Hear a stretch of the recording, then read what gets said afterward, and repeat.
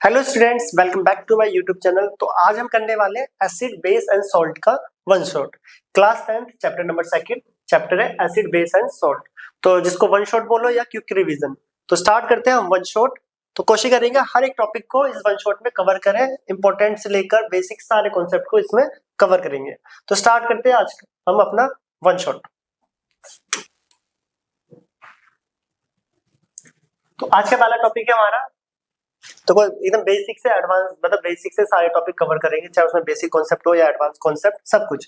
और क्वेश्चन की बात करें तो क्वेश्चन ऑलरेडी डाले हुए हैं, सब्जेक्टिव हो या ऑब्जेक्टिव। प्लेलिस्ट में जाओ, क्वेश्चन की जो भी वीडियो है ऑब्जेक्टिव एंड सब्जेक्टिव सारे इंपॉर्टेंट क्वेश्चन पहले से ही डाले हुए हैं। तो इसमें हम चैप्टर को क्विक रिवीजन और वन शॉट में कवर करने वाले हैं।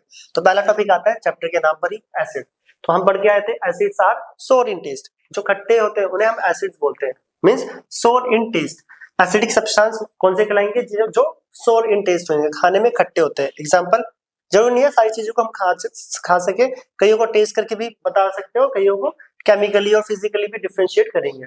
तो एसिड्स आर सोर इन टेस्ट। एग्जांपल के लिए ऑरेंज, लेमन, विनेगर जिसे सिरका बोलते हैं। अगर हम बेस की बात करें तो bases are bitter in taste. Bitter मतलब कड़वे, जो खाने में कड़वे होते हैं। याद रखना कि सभी एसिड और सभी बेस को हम टेस्ट नहीं कर सकते। कुछ एडिबल होते हैं, मतलब खाने वाले, और कुछ होते हैं नहीं जिनको टेस्ट वगैरह नहीं कर सकते। तो बेस की बात करें तो bases are bitter in taste. जो बिटर होते हैं उन्हें बेस बोलते हैं। एग्जांपल के लिए बिटर गार्ड, कुकुम्बर, खीरा, बेकिंग सोडा हो गया, washing soda and so on. तो ये था एसिड एंड बेस। तो क्विक रिवीजन है, वन शॉट है, तो थोड़ा फास्ट कवर करेंगे। नेक्स्ट टॉपिक आता है हमारा सॉल्ट। पहले बेसिक इंट्रो एकदम टॉपिक के नाम का। तो salts are the compound formed by acid and base. तो बेसिक स्टेटमेंट अभी के लिए ये लिखते हैं, बाद में देखेंगे सॉल्ट्स की क्या definition. Salts are the compound formed by acid and base. Acid and base example के लिए सोडियम क्लोराइड, जिसका कॉमन नेम होता है कॉमन सॉल्ट। क्या होता है? Common salt. तो चैप्टर का नाम था एसिड बेस एंड सॉल्ट। तो क्या होते हैं एसिड बेस एंड सॉल्ट, हमने लिख लिया। तो देखते रहना, जिसको स्क्रीनशॉट लिखने हैं, नोट्स बनाने हैं, वो कर सकते हैं। और वीडियो आगे करने से पहले मैं ये भी बता दूं, अगर जिस भी बच्चों को ये चैप्टर पूरा डिटेल में कंप्लीटली एक्सप्लेनेशन करना है, वो ऑलरेडी डाला हुआ है एक लेक्चर वाइज। जिसको फुल डिटेल में पढ़ना है वहां से देख सकते हो, और जिसको रिवीजन करना है वो यहाँ से देख सकते हो। अगला टॉपिक आता है इंडिकेटर्स। इंडिकेटर्स क्या होते हैं? ऐसे सब्सटेंस जो एसिडिक मीडियम में तो different colour they, and basic medium में डिफरेंट, अलग अलग कलर दे अलग अलग मीडियम्स में। या बोल सकते हो ऐसे सब्सटेंस जो एसिड के साथ अलग स्मेल दे रहे हो और बेस के साथ अलग स्मेल। तो कहने का मतलब है जो एसिड और बेस को डिफरेंशिएट करे उन्हें हम क्या बोलते हैं? इंडिकेटर्स। डेफिनेशन की बात करें, लिखा हुआ है there are many substance which gives one colour और odour in acidic medium and gives different colour और ऑर्डर मतलब smell in basic medium. Such substance are called acid base indicator. तो इंडिकेटर्स एसिड्स में अलग कलर देते हैं और base में अलग। तीन टाइप के इंडिकेटर्स यहाँ पे आने वाले, नेचुरल, सिंथेटिक जिन्हें मेन मेड बोलते हैं, एंड ओल्फैक्टरी। पहला आ रहा है नेचुरल इंडिकेटर। क्या? नेचुरल नाम में आ रहा है जो नेचर से मिले, जो प्लांट से जनरली एक्सट्रैक्ट करा जाता है। लिखा भी हुआ है it is found in nature, that is plants. इसका मोस्ट कॉमन एग्जांपल आता है क्या? लिटमस। लिटमस जो है वो लाइकेन नाम के प्लांट से एक्सट्रैक्ट करा जाता है। किससे? लाइकेन। लिखा भी हुआ है देखो, litmus extracted from lichen plant. और जो और एग्जांपल देख लो दूसरा, रेड कैबेज। क्या है? Red cabbage. लाल गोभी, ये भी एक इंडिकेटर की तरह बिहेव करता है। इंडिकेटर की तरह बिहेव करता है, इंडिकेटर ही होता है। भी हम इनके कलर्स और देखेंगे कैसे यूज करते हैं।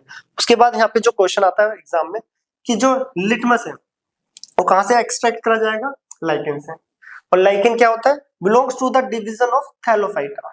जिस प्लांट किंगडम से बिलोंग करता है उसे थैलोफाइटा। ये भी एग्जाम में पूछ सकते हैं, इंपॉर्टेंट है, नोट करके लिख लेना। नेक्स्ट आता है artificial and synthetic indicator. Artificial और सिंथेटिक, नाम में ही आ रहा है आर्टिफिशियल। जो आर्टिफिशियली लैब और इंडस्ट्रीज में बनाए जाते हैं उन्हें बोलते हैं आर्टिफिशियल और सिंथेटिक इंडिकेटर्स। अगर एग्जांपल की बात करें तो यहाँ पे मिथाइल ऑरेंज एंड फिनोफ्थिलीन, ये दो नाम 10th के अकॉर्डिंग इतने इनफ है, मिथाइल ऑरेंज एंड फिनोफ्थिलीन। ठीक है, लिखा भी it is prepared in industries and laboratories. And next one is olfactory. Olfactory को भी हम पढ़ेंगे, तो उसको नोट करना। तीन टाइप के इंडिकेटर है, कौन कौन से? Natural, synthetic and olfactory. Note करो। नेक्स्ट आते हैं, नेक्स्ट स्लाइड है ये रहा। अब इनके कलर्स की बात करें, इंडिकेटर्स के कलर्स जो कि इंपॉर्टेंट है, बेस सबसे ज्यादा इंपॉर्टेंट तो इसमें इंडिकेटर में इंडिकेटर के कलर से कि कौन सा इंडिकेटर किस कलर का है और एसिड के साथ कौन सा कलर देता है और बेस के साथ कौन सा। पहला आ रहा है लिटमस, लिटमस जिसका कलर होता है पर्पल, एसिड में क्या देता है रेड। अच्छा पहले मैं बता दूं ये लिखा हुआ देखो, यहाँ पे टाइप्स लिखे हुए, यहाँ पे कलर्स लिखे हुए और एसिड के साथ कौन सा कलर देंगे और बेस के साथ, ये चार्ट याद रख लेना, सारे कलर्स आपके सॉल्व हो जाएंगे जो भी ये क्वेश्चन आए। तो लिटमस नेचुरल इंडिकेटर है, पर्पल कलर का, एसिड अभी बताया था रेड और बेस में पिंक। फिर आता है रेड कैबेज, लाल गोभी, रेड कैबेज कलर रेड होता है, नेचुरल इंडिकेटर है, एसिड में रेड ही रहता है और बेस में ग्रीन कलर का, देखो लिखा भी हुआ है। फिर आता है फ्लावर ऑफ हाइड्रेंजिया प्लांट, इसका कलर होता है ब्लू, एसिड में ब्लू और बेस में पिंक। टर्मेरिक हल्दी, सबको पता है कलर क्या होता है येलो कलर, एसिड में येलो देगा और बेस में रेडिश ब्राउन, ब्राउन लिखा होता है कुछ बुकों में, कुछ बुकों में लिखा होता है रेडिश ब्राउन, तो पूरा लिखना है रेडिश ब्राउन। बाकी methyl orange and phenolphthalein, methyl orange ये आर्टिफिशियल सिंथेटिक इंडिकेटर है जिसका कलर होता है ऑरेंज, नाम में ही है देखो ऑरेंज, ठीक है, एसिड में रेड और बेस में येलो। फिनोल्फ्थलीन की बात करें तो ये कलरलेस होता है और एसिड में ये कलरलेस ही रहेगा और बेस में पिंक हो जाता है। तो ये सारे कलर्स याद होने चाहिए, क्वेश्चंस इन पे आते ही आते हैं, तो इन कलर्स को याद कर लेना इंपॉर्टेंट है। मिथाइल ऑरेंज ट्रिक से कर लेना ORY ओरी और फिनोल्फ्थलीन CCP, इस टाइप से याद रख लेना जो भी कलर आपको याद रखना है, इसको नोट करें इंपॉर्टेंट है। नेक्स्ट आते हैं ऑल फैक्ट्री इंडिकेटर्स, इंडिकेटर्स का जो थर्ड टाइप था वो था ऑल फैक्ट्री इंडिकेटर्स। अब ऑल फैक्ट्री इंडिकेटर्स क्या होते हैं, तो ऑल फैक्ट्री इंडिकेटर्स तो ऐसे इंडिकेटर्स जो एसिड के साथ अलग स्मेल दे और बेस के साथ अलग, जो ओडर से बताते हैं, ओडर मींस स्मेल, उनको हम ऑल फैक्ट्री इंडिकेटर्स बोलते हैं। डेफिनेशन देखो साफ लिखी है, they are many substance which gives one colour in acidic medium and gives different odour, sorry colour नहीं ऑर्डर लिखा है, one odour in acidic medium and different odour in basic medium, this is known as olfactory indicator. जो acid और base दोनों में different different odour दे। Example के लिए onion, clove oil, vanilla essence, ये तीन एग्जांपल क्लास 10 में पूछे जाते हैं। इनसे हम एसिड और बेस को कैसे डिफरेंशिएट कर सकते हैं, कलर से तो बता सकते थे, जैसे कि कलर वाला देखा था, मान लो मिथाइल ऑरेंज है, आपको दो टेस्ट ट्यूब में दो सॉल्यूशन दे दिया, हमें नहीं पता किसमें एसिड है किसमें बेस, आपने मिथाइल ऑरेंज को डाला, दोनों में दो दो ड्रॉप्स, अगर मिथाइल ऑरेंज का कलर जहां पे रेड हो जाए तो मतलब एसिड है और येलो हो जाए तो बेस, तो आप इस बेसिस पे एसिड और बेस को डिफरेंशिएट कर सकते हो। अब ऑर्डर से कैसे करा जाएगा, ऑल फैक्ट्री इंडिकेटर हम ले रहे onion, clove oil, vanilla essence, तो ऑर्डर से कैसे करा जाएगा वो हम नेक्स्ट स्लाइड पे देखते हैं, इसको करना।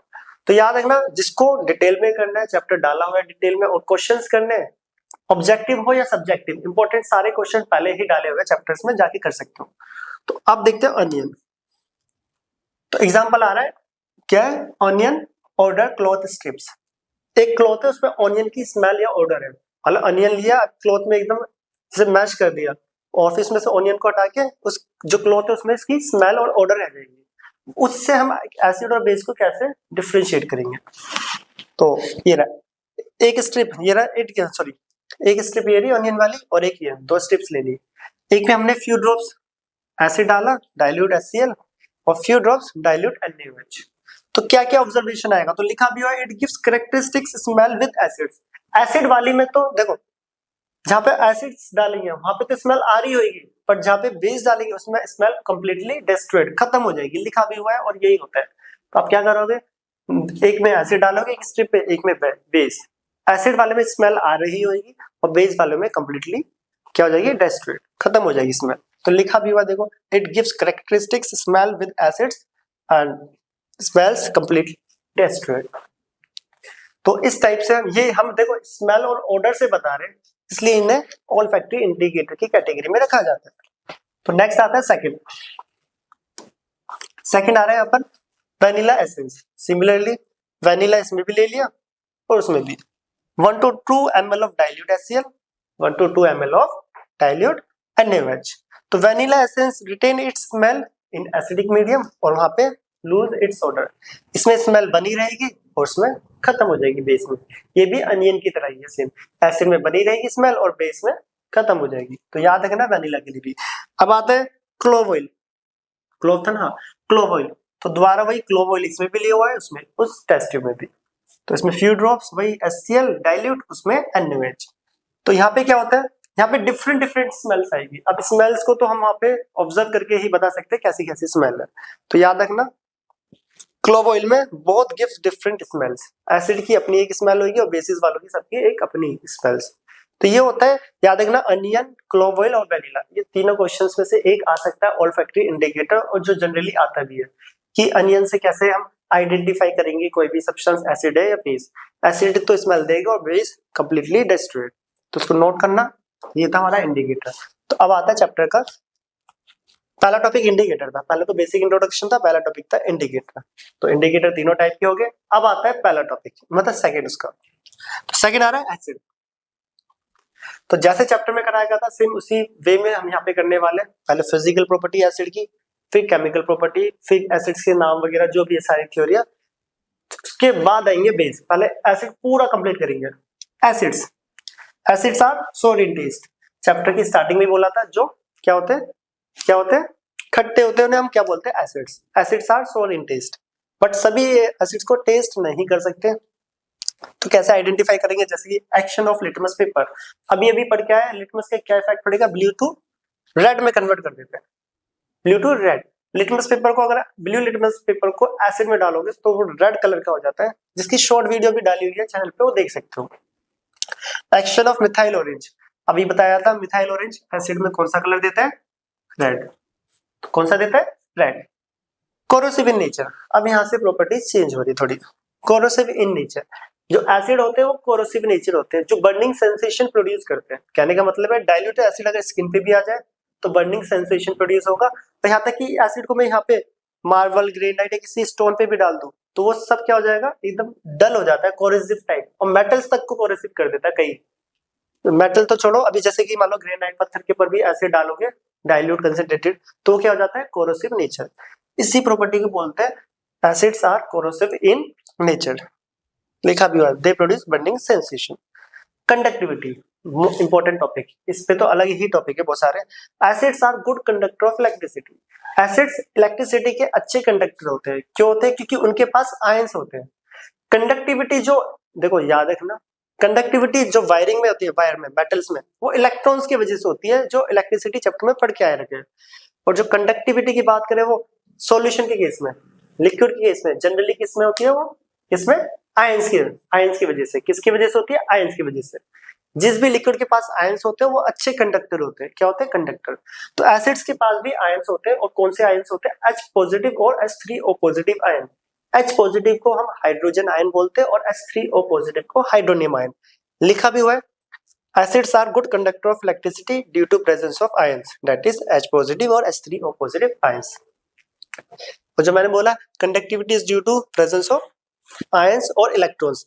हम एसिड लिक्विड वाला केसेस पढ़ रहे हैं तो हम आयंस लिखेंगे यहाँ पे, और वहां पे बताया गया कि कंडक्टिविटी आयंस और इलेक्ट्रॉन्स की वजह से होती है। एसिड्स वगैरह पे क्या होते हैं, आयंस, और मेटल्स पे इलेक्ट्रॉन्स। मेटल जो कि इलेक्ट्रिसिटी चैप्टर में पढ़ा है, इसको नोट करना, इसकी प्रॉपर्टीज चल रही है फिजिकल। नेक्स्ट, अब उसी को एक एक्टिविटी के थ्रू समझाया हुआ है। ये एक बीकर है जिसके अंदर डिस्टिल वाटर, डिस्टिल वाटर क्या होता है, what is distil water, water which are free from ions, जिसमें कोई भी आयंस ना हो उसे डिस्टिल वाटर बोलते हैं। अब आयंस नहीं है, ये बैटरी है, बल्ब है, वायर है, आयंस नहीं है तो देखो चार्ज फ्लो होगा, नहीं होगा। क्यों, क्योंकि जैसे ये सर्किट डायग्राम वायर इधर आ रहा है, वो चार्ज यहाँ से वहां नहीं जा पाएगा, क्योंकि इसके अंदर कोई आयंस नहीं है जो इस चार्ज को कैरी करे, तो ये बल्ब ग्लो नहीं होगा। बट जैसे ही add few drops of acids, कोई भी एसिड्स ले लो, जैसे ही एसिड्स डाला, एसिड्स के पास क्या होते हैं, आयंस। जैसे आयंस है तो वो चार्ज को फ्लो कर देगा और बल्ब क्या कर जाएगा, ग्लो। तो distil water free from ions होते हैं, बट जैसे ही एसिड डाला, एसिड्स के पास होते हैं आयंस। क्या होते हैं, आयंस, और बल्ब कर जाएगा ग्लो। और वो H प्लस और H3O पॉजिटिव के नाम लिखे हुए हैं, हाइड्रोजन एंड हाइड्रोनियम आयन। ये इंपॉर्टेंट है, इसी पर आगे एसिड रेन वगैरह सारे क्वेश्चंस आएंगे। अब चलो ये नोट करना, नेक्स्ट आते हैं।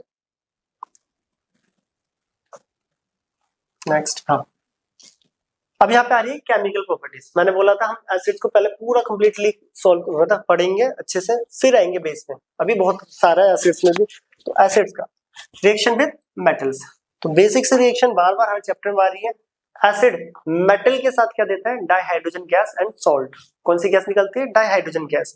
ये वही डाइहाइड्रोजन गैस है जो पॉप साउंड के साथ बर्न होती है। किसके साथ, पॉप साउंड के साथ, पॉप साउंड एक्सपेरिमेंट, ठीक है। तो acid react with metal, salt and hydrogen gas. जो फर्स्ट चैप्टर की एक्टिविटी नंबर 1 कौन सी थी, 1.3 में भी करा था सेम। और ये एक्सोथर्मिक रिएक्शन है, जिस भी बीकर और फ्लास्क वगैरह में आप करोगे वो हीट कर जाता है क्योंकि एनर्जी रिलीज हो रही है। एग्जांपल भी वही है, एसिड मेटल के साथ ZnSO4 एंड डाइहाइड्रोजन गैस और प्लस हीट निकल रही है, ठीक है। कुछ और भी एग्जांपल है यहाँ पे। एग्जांपल इस टाइप से देने का क्या मतलब बनता है, क्या रीजन है, वहां पे भी देखो क्वेश्चन आता है। एसिड ले लिया मैंने 1 2 3 4, तीनों HCl है। मेटल्स डिफरेंट ले लिया, Mg, Zn, Fe, Cu। Exam में कई बार क्वेश्चन आता है, कई बार क्या आता भी है कि इन सब में से कौन डाइहाइड्रोजन गैस ज्यादा प्रोड्यूस करेगा, ठीक है, कौन करेगा। देखो ये चीज बताएगी रिएक्टिविटी सीरीज। हम रिएक्टिविटी सीरीज पढ़ के आए, potassium, sodium, calcium, magnesium, aluminium, zinc, iron, lead, hydrogen, copper, mercury, silver, gold. जो रिएक्टिविटी सीरीज में जितना ऊपर मेटल है वो उतने ज्यादा डाइहाइड्रोजन गैस को प्रोड्यूस करता है, उतना ज्यादा रिएक्टिव।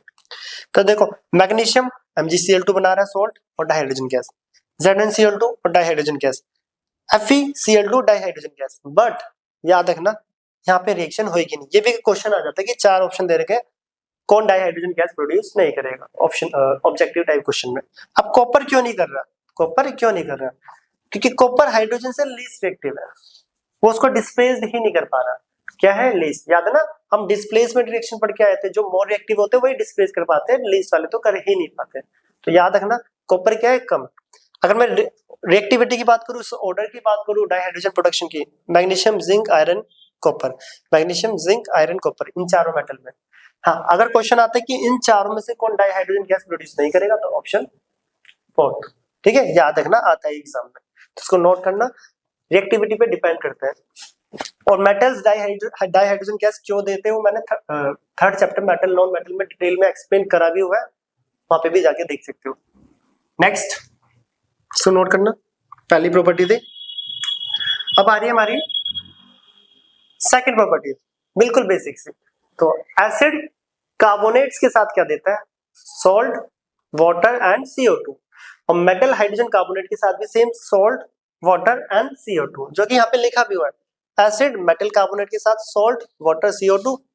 मेटल हाइड्रोजन कार्बोनेट, जिनको मेटल बाइकार्बोनेट भी बोलते हैं, salt, carbon dioxide and water. Example के लिए देख लो, पहले इसका एग्जांपल लेते हैं। Acid HCl, metal carbonate, sodium carbonate के साथ करेंगे तो NaCl को लेके जाएगा सॉल्ट, CO2 निकाल दो, बचा हुआ वाटर, ये CO2 गैस निकल जाएगी। याद रखना क्या है, CO2 गैस। दूसरा एग्जांपल लेते हैं, मेटल हाइड्रोजन कार्बोनेट, जिनको बाइकार्बोनेट भी बोलते हैं। मैं पिछले चैप्टर में भी बताया हुआ और बार बार बताया, HCO3 बाइकार्बोनेट ग्रुप होता है। क्या होता है, बाइकार्बोनेट। जैसे NaHCO3 बेकिंग सोडा इसका कॉमन नेम है, और Na2CO3 सोडा ऐश इसका कॉमन नेम। तो ये कॉमन नेम भी याद रखना। अभी आते हैं बाइकार्बोनेट क्या है, HCO3। अगर सोडियम के साथ HCO3 लग गया तो सोडियम बाइकार्बोनेट, जिनको बोल सकते हैं सोडियम हाइड्रोजन कार्बोनेट, क्योंकि सोडियम एक मेटल है, ठीक है, सोडियम एक मेटल है। जिस भी बच्चे को किसी भी टॉपिक में अगर थोड़ा बहुत डाउट भी होता है, डिटेल में पढ़ना है, तो चैप्टर में मैंने कराया होगा, वहां पर भी जाके देख सकते हो। तो देख लो, एसिड क्या देगा, किसके साथ, मेटल हाइड्रोजन कार्बोनेट के साथ, salt, NaCl, carbon dioxide and water. तो याद रखना यहाँ पे कौन सी गैस रिलीज हो रही है, CO2, जो लाइम वाटर को मिल्की कर देती है। तो इसे नोट करना, नेक्स्ट स्लाइड पर आते हैं। तो अच्छे से लिखना, रिएक्शंस वगैरह गलती मत कर लेना लिखते टाइम। तो अगला, अब एग शेल की रिएक्शन पूछी जाती है कई बार एसिड के साथ। जो एग की शेल होती है, आउटर शेल, वो कैल्शियम कार्बोनेट की बनी होती है। किसकी, कैल्शियम कार्बोनेट। कैल्शियम एक मेटल है और उसका कार्बोनेट। तो मेटल कार्बोनेट की एसिड के साथ रिएक्शन अभी पढ़ा है, सॉल्ट, CO2 एंड वाटर। तो CaCl2 को लेके जाएगा, और साथ के साथ क्या, CO2 गैस निकल गया और H2O। चाहो तो बैलेंसिंग खुद कर लेना, बाई चांस कहीं पे रह जाए तो बैलेंसिंग सी की हुई है। तो याद रखना, एग शेल किसका मिलकर बना होता है, कैल्शियम कार्बोनेट। एग्जाम में पूछ सकते हैं कि अंडे का जो आउटर लेयर है वो किस चीज से बना होता है, उसकी रिएक्शन करके दिखाओ एसिड के साथ। तो ये रिएक्शन एसिड के साथ क्या देगा, कार्बोनेट्स जो होते हैं मेटल कार्बोनेट, वो salt, CO2 and water produce करते हैं। नोट करना, next slide. Next second reaction, बिल्कुल बेसिक सी रिएक्शन, फर्स्ट चैप्टर में बहुत बार पढ़ा है। एसिड बेस के साथ reaction with base, acid react with base to form salt and water and release heat, this is known as neutralization. Basic सी रिएक्शन है, एसिड बेस के साथ salt and water heat release होती है, ये एक एक्सोथर्मिक रिएक्शन है और इस पूरे को क्या बोलते हैं, न्यूट्रलाइजेशन रिएक्शन, क्योंकि एसिड और बेस न्यूट्रलाइज हो रहे हैं। क्या हो रहे हैं, न्यूट्रलाइज। इसका डेली लाइफ से एग्जांपल जो कि एग्जाम में पूछा जाता है, अगर बाय चांस हमें एसिडिटी हो जाए, जंक फूड वगैरह ऑयली खा लो तो खट्टी डकार आने लगती है, जिसको हम एसिडिटी बोलते हैं, उस केस में इनो पिया जाता है। इनो एक बेस, माइल्ड बेस है, क्या है, माइल्ड बेस। इसकी जगह पे MgOH ट्वाइस भी यूज कर सकते हो, मिल्क ऑफ मैग्नीशिया, जिसको मैग्नीशियम हाइड्रोक्साइड भी बोलते हैं, ठीक है, उसके अंदर मैग्नीशियम हाइड्रोक्साइड ही होता है। अगर एसिड और बेस जब मिलते हैं तो क्या मिलेगा, सॉल्ट एंड वाटर, तो तुरंत 6 सेकंड में रिलीफ मिलेगा, सॉल्ट एंड वाटर बन जाता है। हल्की सी एनर्जी रिलीज होती है उसमें बॉडी के अंदर, हल्की सी, क्योंकि एक्सोथर्मिक रिएक्शन है, ठीक है। याद रखना कभी भी एसिडिटी हो रही है तो आपको क्या यूज करना है, माइल्ड बेस, खाने वाले बेस यूज करना है। कौन से वाले, जैसे कि इनोपीलिया, मिल्क ऑफ मैग्नीशिया, ये सब चीजें जिसको हम आगे पीएच में भी पढ़ने वाले, नोट करना। Acid react with metal oxides, क्या होता है, एसिड मेटल ऑक्साइड के साथ रिएक्ट करते हैं, तो एसिड मेटल ऑक्साइड के साथ रिएक्ट करके सॉल्ट एंड वाटर बनाते हैं। छोटी सी रिएक्शन है, जैसे कि हम मेटल ऑक्साइड एक ये ले लेते हैं, copper oxide, calcium oxide. Acid calcium oxide के साथ क्या बनाएगा, CaCl2 एंड H2O, यही निकल रहा है और कुछ है भी नहीं। यहाँ पे भी देखो CuCl2 एंड H2O, बैलेंस कर लेना, बैलेंस क्या करना, 2 लगाना है बस, ठीक है, हो गया। साथ ही साथ हम यहाँ मेटल ऑक्साइड की बात हो रहे हैं, तो फर्स्ट चैप्टर में भी बताया, इसमें भी बताया और थर्ड में भी, मेटल के ऑक्साइड्स बेसिक नेचर के होते हैं और नॉन मेटल के ऑक्साइड एसिडिक। याद है फर्स्ट चैप्टर में मेटल ऑक्साइड MgO किस नेचर का था, बेसिक।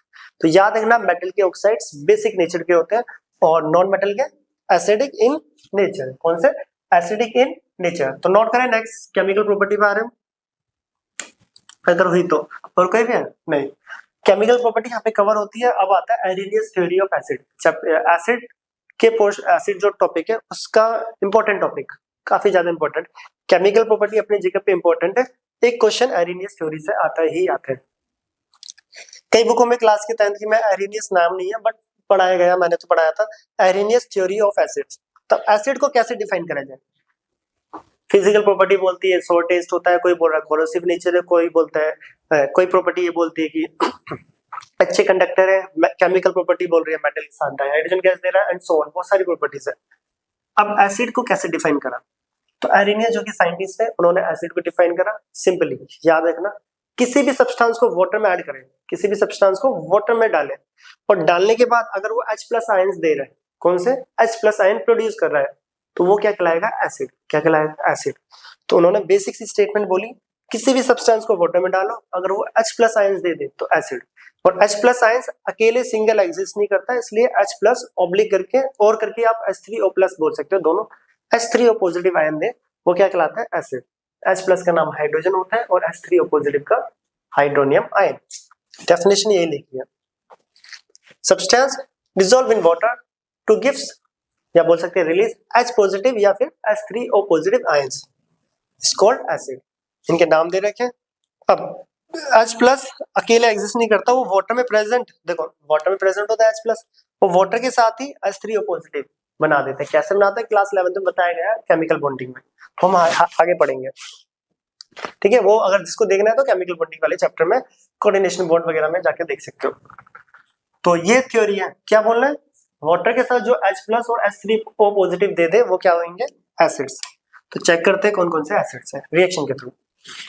देखो HCl के पास H+ Cl नेगेटिव होता है, HNO3 के पास H+ NO3 negative, similarly H2SO4 के पास H+ SO4 2 नेगेटिव।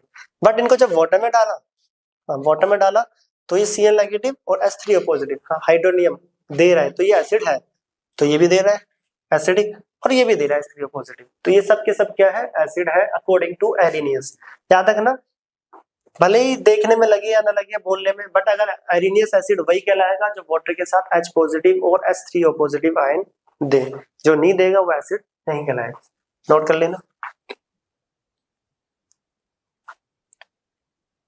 नेक्स्ट, तो यहाँ पे फाइनली हमें क्या पता चला कि कोई भी एसिड अपना बिहेवियर कब शो कर रहा है, ये लाइन जो येलो कलर में लिखी है बहुत इंपॉर्टेंट है, acids show its behaviour only in the presence of water.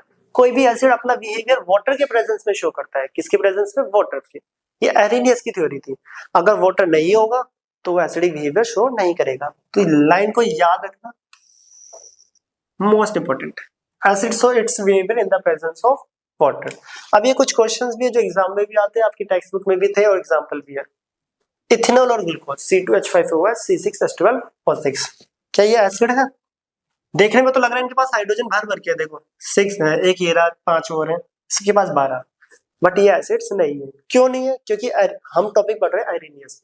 इनको वाटर में डाला जाता है तो ये H+ और H3O पॉजिटिव आयंस नहीं देते हैं, भले ही इनके पास हाइड्रोजन एटम्स हो। Both ethanol and glucose contain hydrogen atoms but it dissolve in water, not gives H positive और H3O positive ion, therefore it is not acid. तो ये एसिड नहीं है। क्यों? क्योंकि वाटर के साथ H+ और H3O पॉजिटिव आयन नहीं दे रहे। नेक्स्ट, हाँ ये एक्टिविटी बहुत इंपॉर्टेंट, इसमें तो क्वेश्चन बनता ही है। NaCl react with dilute H2SO4। ये रहा NaCl dilute H2SO4, इनकी रिएक्शन है बेसिक सी, salt react with acid Na2SO4 and HCl। NaCl H2SO4 के साथ रिएक्ट करता है तो देखो NaSO4 को लेके जा रहा है Na2SO4 और HCl निकल रहा है। यहाँ पे HCl एरो से समझ के हो गया। अपर एरो किसका होता है? गैस का। HCl गैस निकल रही है, तो इसी गैस के ऊपर एक क्वेश्चन आ जाता है बहुत इंपॉर्टेंट। अब दो फिगर है, ये रही वही एक यही वाला, ठीक है। दोनों से क्या निकल रहा है? HCl gas. दोनों से क्या निकल रहा है? HCl gas. एक के पास लिटमस पेपर मिला है, वो वेट लिटमस पेपर है, वेट मतलब गीला, और एक के पास है ड्राई लिटमस पेपर। दोनों ही ब्लू लिटमस पेपर को लाए, तो हमें बताना है कलर किसका चेंज होगा। अभी अभी पढ़ा था acid show its behaviour only in the presence of water. तो एसिड अपना बिहेवियर कब शो करता है? शो करता है वाटर के प्रेजेंस में, according to Arrhenius. According to Arrhenius. तो बताओ ड्राई और वेट लिटमस में से किसका कलर चेंज होगा? ऑब्वियसली किसका होगा? वेट लिटमस पेपर का। Reason, acid show its behaviour only in the presence of water. Reason भी लिखा है, wet litmus paper turns to change its colour because acid show its behaviour only in the presence of water. But dry litmus paper का colour change नहीं होगा, not change its colour because acids show its behaviour only in the presence of water. तो याद रखना, इसलिए बोला था एरिनियस theory बहुत इंपॉर्टेंट है, बहुत सारे क्वेश्चन है। तो उसमें कलर चेंज होगा, जो कि हो भी रहा है, यहाँ पे दिखाया गया, थोड़ा सा रेड हो गया चेंज, और यहाँ पे कोई भी चेंज नहीं होता। ये क्वेश्चन आता है, आप चाहो तो उसको ऐसे फिगर के थ्रू समझा सकते हो या रीजनिंग कॉन्सेप्चुअल, जैसा आंसर देना है वो सामने आप। नेक्स्ट नोट कर लेना, मोस्ट इंपोर्टेंट।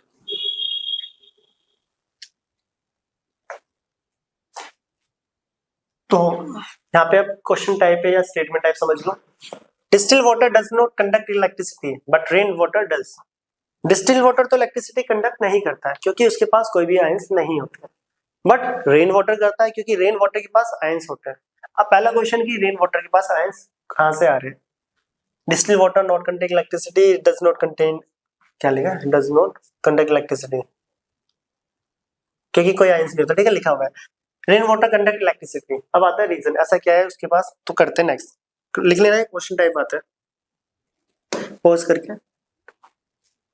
अब रेन वाटर पे क्या होता है ऐसा, तो पहले आते हैं यहाँ पे लेफ्ट में जो फिगर बनी हुई है, देख लेते क्या क्या लिखा है। एसिड रेन कंडक्ट, हाँ रेन के पास, पहले मैं बता दूं कहां से आते हैं। ये व्हीकल है, गाड़ी, इससे क्या निकल रहा है? धुआं, पॉल्यूशन, ठीक है। फॉसिल फ्यूल बर्न होते हैं, सल्फर और नाइट्रोजन के ऑक्साइड्स निकलते हैं, NO2, NO3, SO2, SO3। ये सब कहाँ जा रहे हैं? एटमोस्फेयर में। जैसे बारिश होती है तो एटमोस्फेयर के वाटर के साथ, बारिश के पानी के साथ मिलके आते हैं, और वाटर के साथ इनकी रिएक्शन अगर मैं करूँ एक एक की, देखो SO2 की रिएक्शन वाटर के साथ, तो ये बनता है H2SO3। SO3 है सल्फ्यूरस एसिड, एसिड आ गया। जब वाटर SO3 से रिएक्ट करता है तो H2SO4 सल्फ्यूरिक एसिड, तो ये आ गया एसिड। ऐसे ही एक देख लो, और भी दिक्कत रखी क्या, ठीक है, दो रिएक्शन कर दिए। अच्छा दो ये रही NO2 की रिएक्शन, तो ये रहा नाइट्रस एसिड, और NO3 के वाटर के साथ नाइट्रिक एसिड। तो बताओ जो बारिश होती है उसमें एसिड कहां से है? जो फॉसिल फ्यूल हम बर्न कर रहे हैं, पेट्रोल, डीजल, इनसे जो नाइट्रोजन और सल्फर के ऑक्साइड्स होते हैं, ये तब रेन होती है उसके साथ रिएक्ट करके क्लाउड्स के साथ मिक्स होकर रेन के साथ आते हैं, और ये गैस वाटर के साथ एसिड का फॉर्मेशन करती है। चारों मैंने एग्जांपल लिख भी दिया, दिख भी रहा, देखो यहाँ से जो ये गैसेस आ रही है और जो ये क्लाउड्स है, इनके साथ जो वाटर आ रहा है, इनकी रिएक्शंस होगी और ये रिएक्शन बनेगी। और ये सब एसिड होते हैं, हाँ हम पढ़ के आए, ये सब वाटर के साथ H3O पॉजिटिव आयंस देते हैं, जिसका एक एग्जांपल बता भी रखा है और एरिनियस में बताया भी हुआ है। तो ये सब एसिड, ये सारे एसिड इस टाइप के और भी इसमें रेन वाटर। अब देखो रेन वाटर में इतने सारे एसिड है और एसिड्स के पास कौन से आयंस होते हैं, H पॉजिटिव और H3O पॉजिटिव आयन। तो इलेक्ट्रिसिटी तो कंडक्ट करेगा ही, तो रेन वाटर इलेक्ट्रिसिटी कंडक्ट करते हैं। तो आप चाहे फिगर के थ्रू समझा लो, स्टेटमेंट करना है स्टेटमेंट कर लो। इलेक्ट्रिसिटी कंडक्ट लिखा भी हो because they have H positive और H3O पॉजिटिव आयन। इसको नोट कर लेना, बहुत इंपॉर्टेंट एग्जाम में आता ही आता है। अब यहाँ पे ऐसी जनरल नॉलेज टाइप क्वेश्चन आ जाता है, अगर रेन एसिडिक रेन ना हो, यही एसिडिक रेन होती है, ठीक है, अगर रेन एसिडिक ना हो क्या तब भी वो इलेक्ट्रिसिटी कंडक्ट करेगा? हाँ करेगा। मान लेते हैं एसिड रेन, यहाँ पूरा एरिया मतलब साफ सुथरा था, पेड़ वेड़ लगे हुए, अब बारिश हो रही है, क्या उसका वाटर इलेक्ट्रिसिटी कंडक्ट करेगा? हाँ करेगा। वाटर कार्बन डाइऑक्साइड के साथ रिएक्ट करके कार्बनिक एसिड बनाता है, क्या बनाता है? कार्बनिक एसिड। आ तो गया एसिड, तो क्लाउड से H2O इस CO2 के साथ रिएक्ट करेगा तो क्या बना लिया? H2CO3। रिएक्शन ने लिखी क्या ये भी, ठीक है, H2CO3, इसको बोलते हैं कार्बनिक एसिड। क्या कार्बनिक एसिड एरिनियस एसिड है? तो आपको कैसे चेक करना है, वाटर में डालो, डालने के बाद H3O पॉजिटिव और CO3 2 नेगेटिव, हाँ एसिड है। तो पॉल्यूशन हो या ना हो, इलेक्ट्रिसिटी कंडक्ट करेगा रेन वाटर। हाँ जब पॉल्यूशन होता है तो वो जो रेन है उसे एसिड रेन बोलते हैं, वो हार्मफुल होता है, जो पीएच में भी हम पढ़ेंगे, वाली हार्मफुल नहीं है, इतनी है ही नहीं, मतलब ना के बराबर, बट ये है पूरी। तो याद रखना एसिड रेन ये होती है और रेन वाटर इलेक्ट्रिसिटी कंडक्ट करते हैं। ये फिगर ड्रॉ कर लेना, जो भी जैसे भी आपको सही लगे, नोट करो। नेक्स्ट बात है,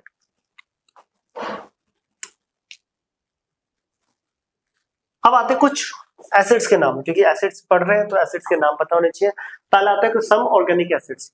ऑर्गेनिक का मतलब होता है इस चैप्टर के अकॉर्डिंग, देखो कार्बन में ऑर्गेनिक की डेफिनेशन बहुत सारी है जो कर पढ़ी है हमने, कि पहले डेफिनेशन क्या आती है, न्यू स्टेटमेंट क्या है, वो वहां पे ऑर्गेनिक का मतलब होता है जो प्लांट्स और एनिमल से ऑब्टेन करा जाए, एक्सट्रैक्ट करा जाए प्लांट्स और एनिमल से, ऑर्गेनिक।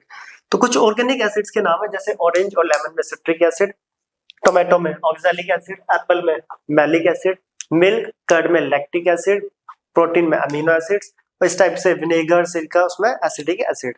तो ये कुछ एसिड्स के नाम जो कि पूछ सकते हैं कि नंबर में ऑब्जेक्टिव में, कि ऑरेंज में कौन सा एसिड होता है, टोमेटो में, ठीक है, लिखे हुए।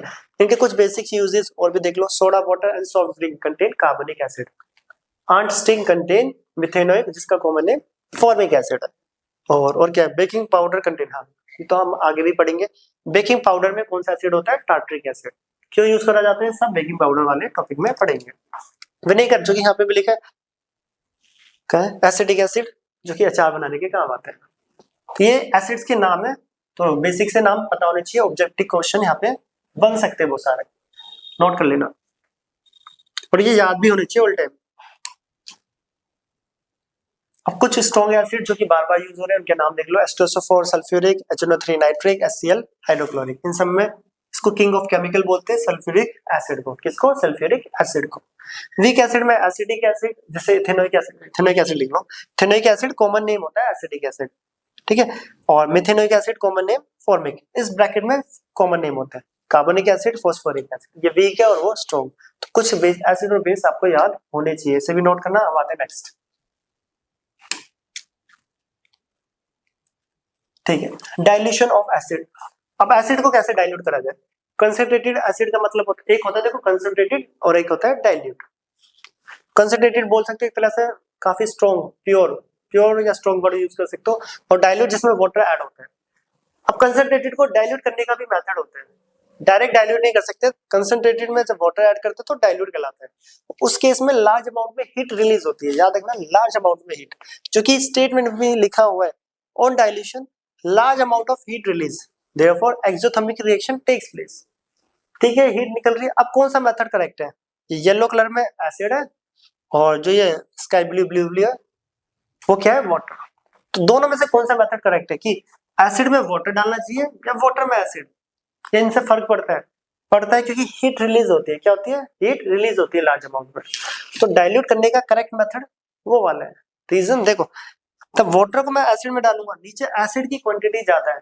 एसिड की तो क्वांटिटी क्या है, मान लो एक ड्रम में एसिड है, आप उसमें पानी डाल रहे हो, एसिड की क्वांटिटी ज्यादा है, इतनी हाई एक्सोथर्मिक रिएक्शन होगी जो एसिड वो ऊपर की तरफ आ जाएगा, आपका फेस जल सकता है। तो ये मेथड गलत होता है, ऐसे कभी भी कंसंट्रेटेड नहीं कर सकते, सॉरी डाइल्यूट नहीं कर सकते, गलती से मुंह से निकल गया, क्या डाइल्यूट नहीं कर सकते। बट उस मेथड में ऐसे क्या है, अब 1 ड्रम पानी है और उसमें मैं धीरे धीरे कंसंट्रेटेड एसिड डाल रहा हूँ, थोड़ा सा एसिड डाला और पानी को स्टिर कर दिया, हिला दिया।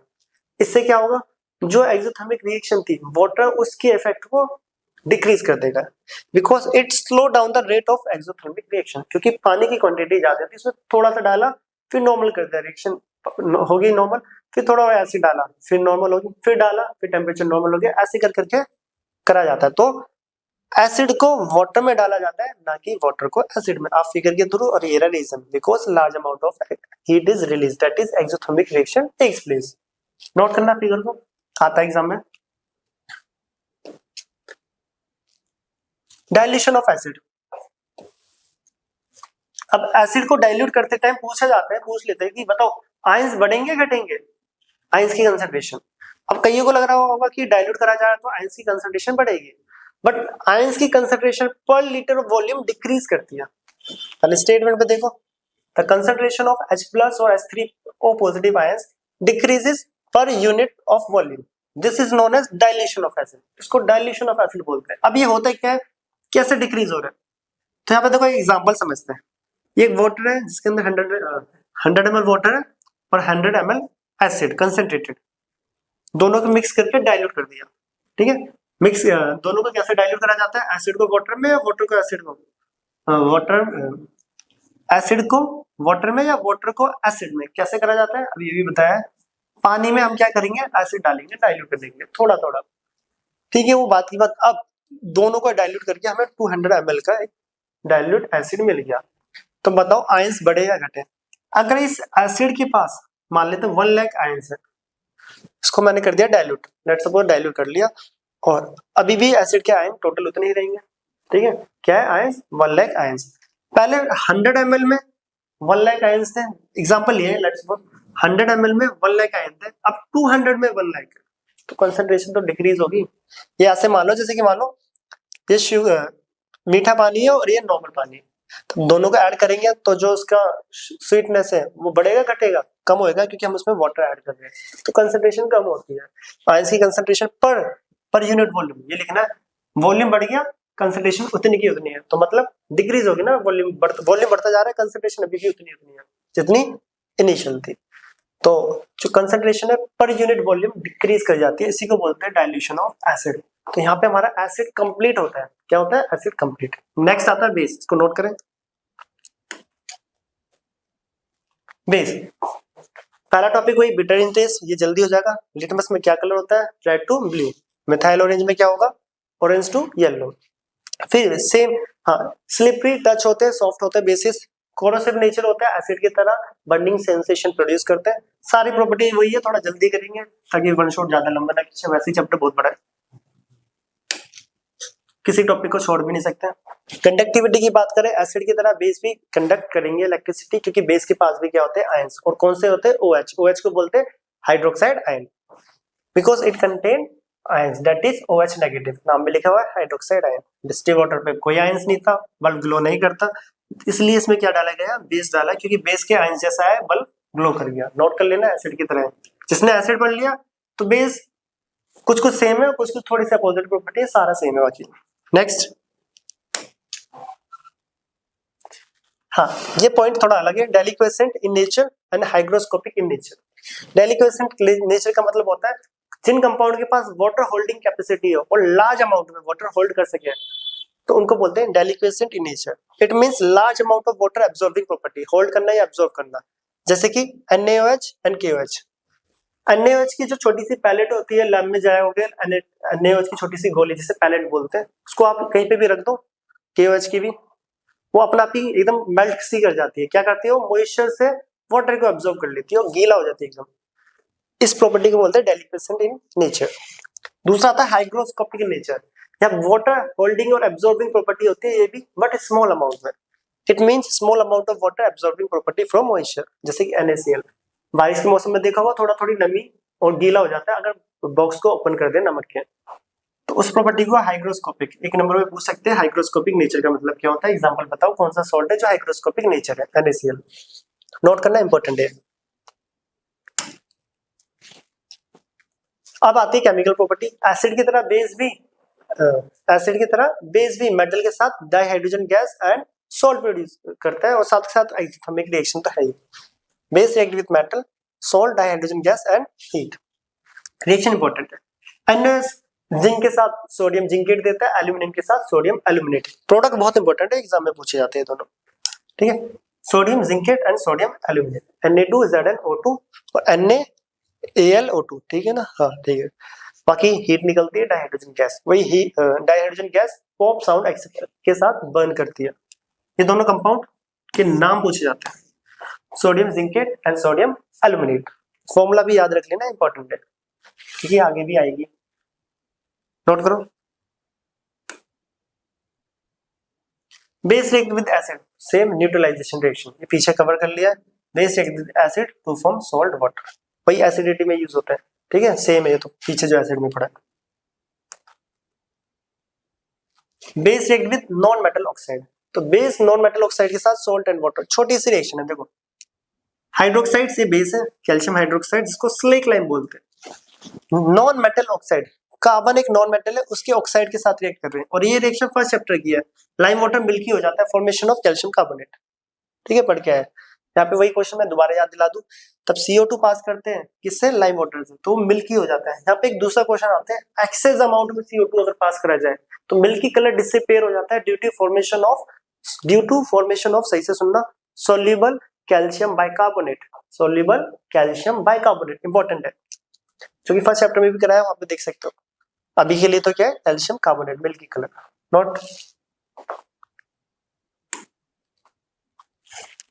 एसिड की तरह आयरनियस थ्योरी बेस भी, अगर किसी भी सब्सटेंस को वाटर में डिसॉल्व करा जाए, ऐड करा जाए, और ऐड होने के बाद वो OH नेगेटिव आयंस को रिलीज करता है, तो वो क्या कहलाएगा, बेस कहलाएगा। और अगर H प्लस को कर रहा था तो वो क्या था, एसिड। देखा भी, dissolve in water gives OH negative ions called base. NaOH water के साथ OH देता है, ये भी देता है, ये भी देता है, तो ये सब क्या है, बेस। ये सब क्या है, बेस। नोट करना, OH को हाइड्रोक्साइड आयन बोलते हैं। अब यहाँ पे क्वेश्चन जो बनता है यहाँ पे, जैसे कि वहाँ पे ग्लूकोज और इथेनॉल का था, यहाँ पे एक अमोनिया का। NH3 देखने में क्या लग रहा है, NH3 क्या है, देखने में लग रहा होगा कई बच्चों के ये एसिड है क्योंकि इसके पास हाइड्रोजन है, बट ये एक्चुअली में बेस होता है। क्यों, हमने बोला वाटर के साथ, जैसे ही वाटर के साथ रिएक्ट करेगा तो अमोनियम हाइड्रोक्साइड बनाता है, जो NH4 पॉजिटिव OH नेगेटिव देता है, और hydroxides are bases, hydroxides are bases, क्या होते हैं, बेस। दिख भी रहा देखो, NH4 positive and OH negative, तो NH3 बेसिकली क्या है, देखने में भले ही एसिड लग रहा हो क्योंकि इसके पास हाइड्रोजन है, बट वाटर के साथ क्या देता है, अमोनियम हाइड्रोक्साइड बनाता है, जो कि बेसिक नेचर है, तो लिखा भी हुआ है, ठीक है, पढ़ लेना, it is basic in nature, ammonium hydroxide form होता है। अब यहाँ पे अगला टॉपिक आता है अल्कली। अल्कली क्या होता है, वाटर सोल्यूबल बेसिस को अल्कली बोलते हैं, जो बेस वाटर में सोल्यूबल हो जाए, जो बेस वाटर में सोल्यूबल हो जाए उनको अल्कली बोला जाता है।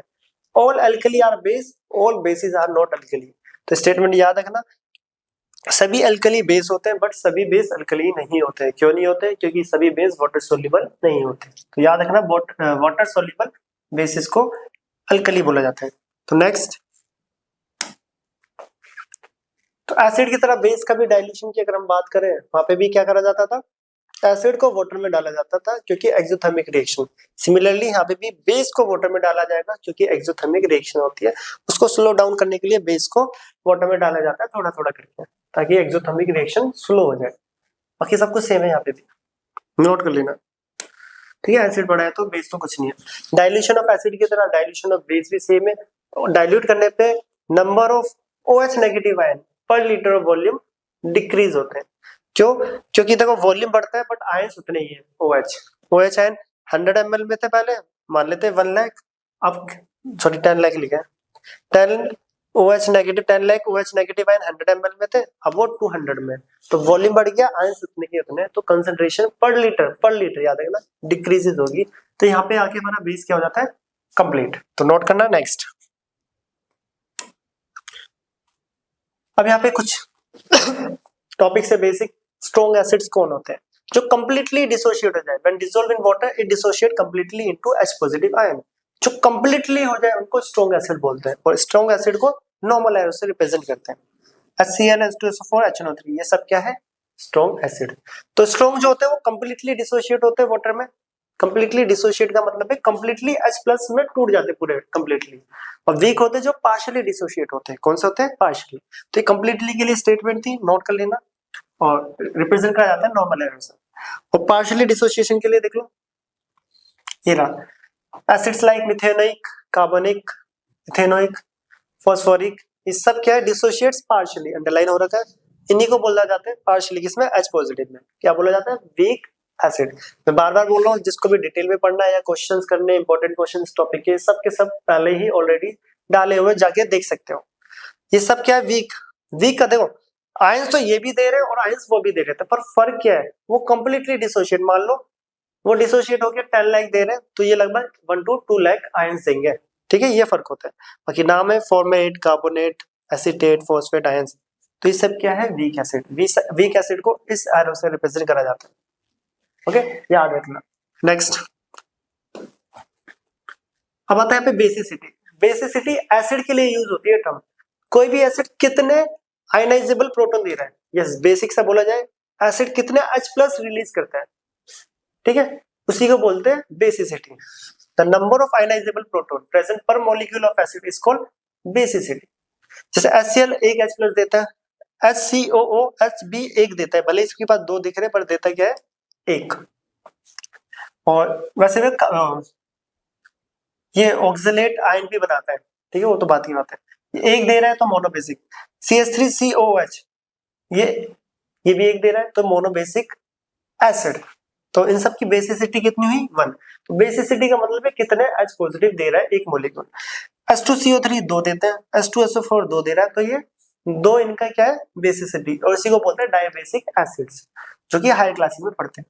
H3PO4 3 देगा, तो इसको, इसकी बेसिसिटी 3। इनको ट्राइबेसिक और पॉलीबेसिक एसिड, पॉली के मतलब 2 और मोर के लिए पॉली भी वर्ड यूज कर सकते हैं।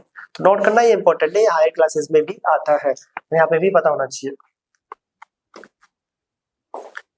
अब सब कुछ सेम बेस के लिए, तो स्ट्रॉन्ग बेस कौन होंगे, जो कंप्लीटली डिसोशिएट हो जाए OH नेगेटिव आयंस में। एरो नॉर्मल एरो होता है जो लिखा हुआ है, जैसे कि ये QH एंड NaOH, ठीक है, एसिड की तरह बेस भी है। और वीक कौन होंगे, जो OH देंगे तो बट पार्शियली डिसोशिएट होंगे, ये रहा dissociate partially, calcium hydroxide, magnesium hydroxide. Arrow वही सेम जो यूज करा जा रहा है यहाँ पर वीक के लिए, ठीक है, नोट कर लेना, ये सब इंपॉर्टेंट है। जिसको नोट भी करना है यहाँ से, तो वीडियो को पॉज करके नोट कर सकते हो, स्क्रीनशॉट ले सकते हो।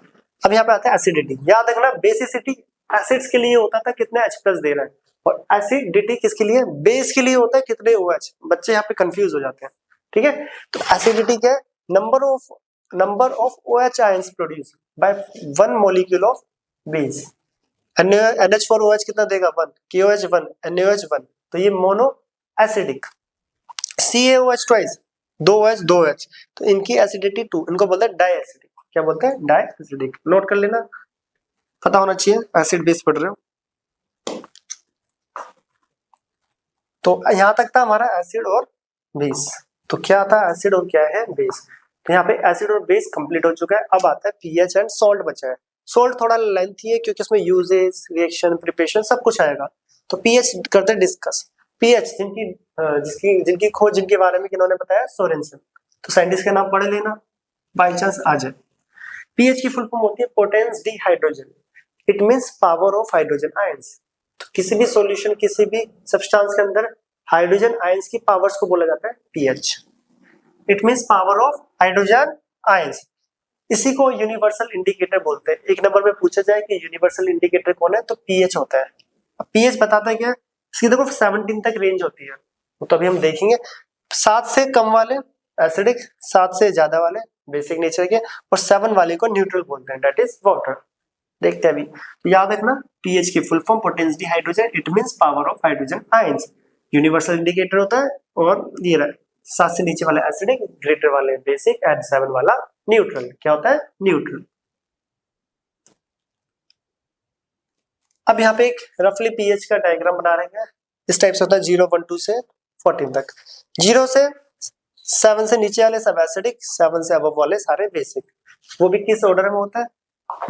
तो पीएच जितना कम होता है उतना स्ट्रॉन्ग एसिड। जैसे पीएच 0 की है, 0 पॉइंट वाले सब concentrated HCl H2SO4 and HNO3 strong वाले यहाँ पे लाइक करते हैं। फिर उसके बाद बैटरी एसिड जो थोड़े से कम होते हैं, फिर लेमन जूस और कम, और फिर और वीक एसिड होता जाता है जैसे एसिड रेन 5.6 के अप्रोक्स होती है। ठीक है, तो यहाँ पे स्ट्रॉन्ग एसिड, एसिड की स्ट्रेंथ कम होती यहाँ चली जाती है। फिर आ जाता है 7 न्यूट्रल, देखिए वाटर है।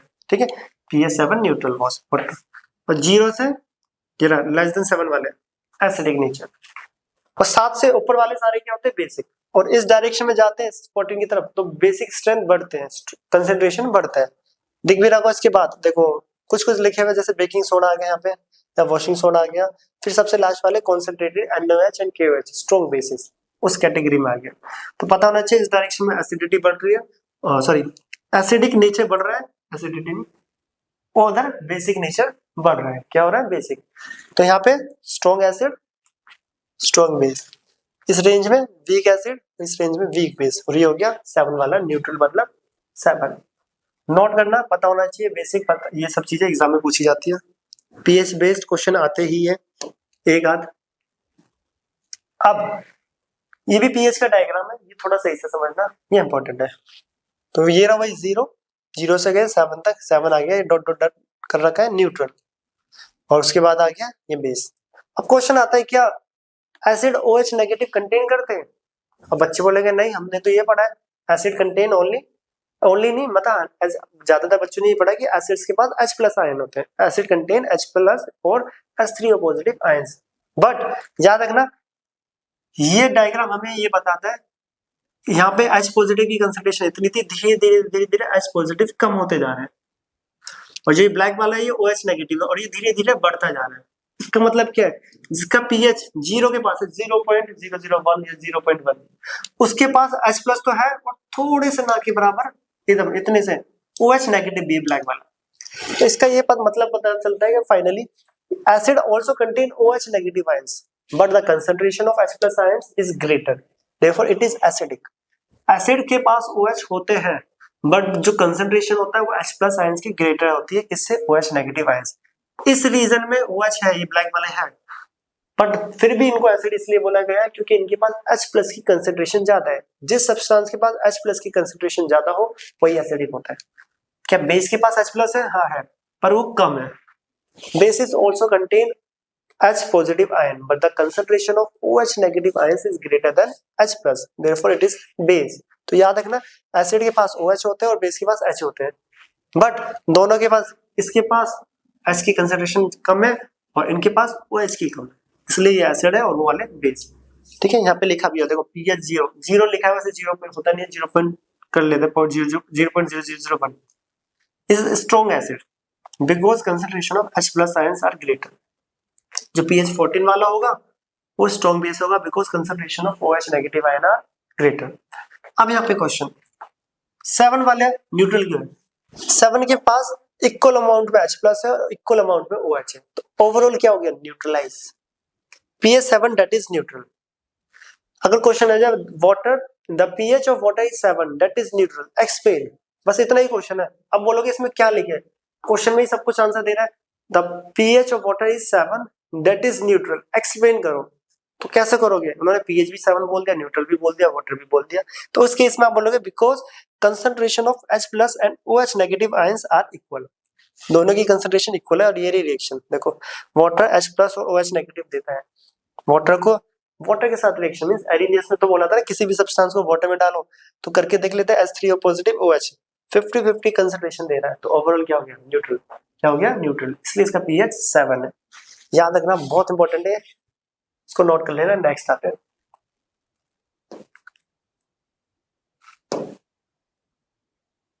अच्छा वो तो कुछ नहीं थी फिगर, तो पहले करा रहे के। अब pH का डेली लाइफ में क्या क्या यूज है ये थोड़ा देख लेते हैं, तो एग्जाम में पूछे भी जाता है। तो स्टेटमेंट तो सब कुछ लिखी हुई है। पहला देखो in humans pH blood tear and saliva nearly 7.4, पता होना चाहिए टिक मार्क के लिए। ऑब्जेक्टिव में आ जाता है ह्यूमन टीयर सलाइवा का अप्रोक्स 7.4।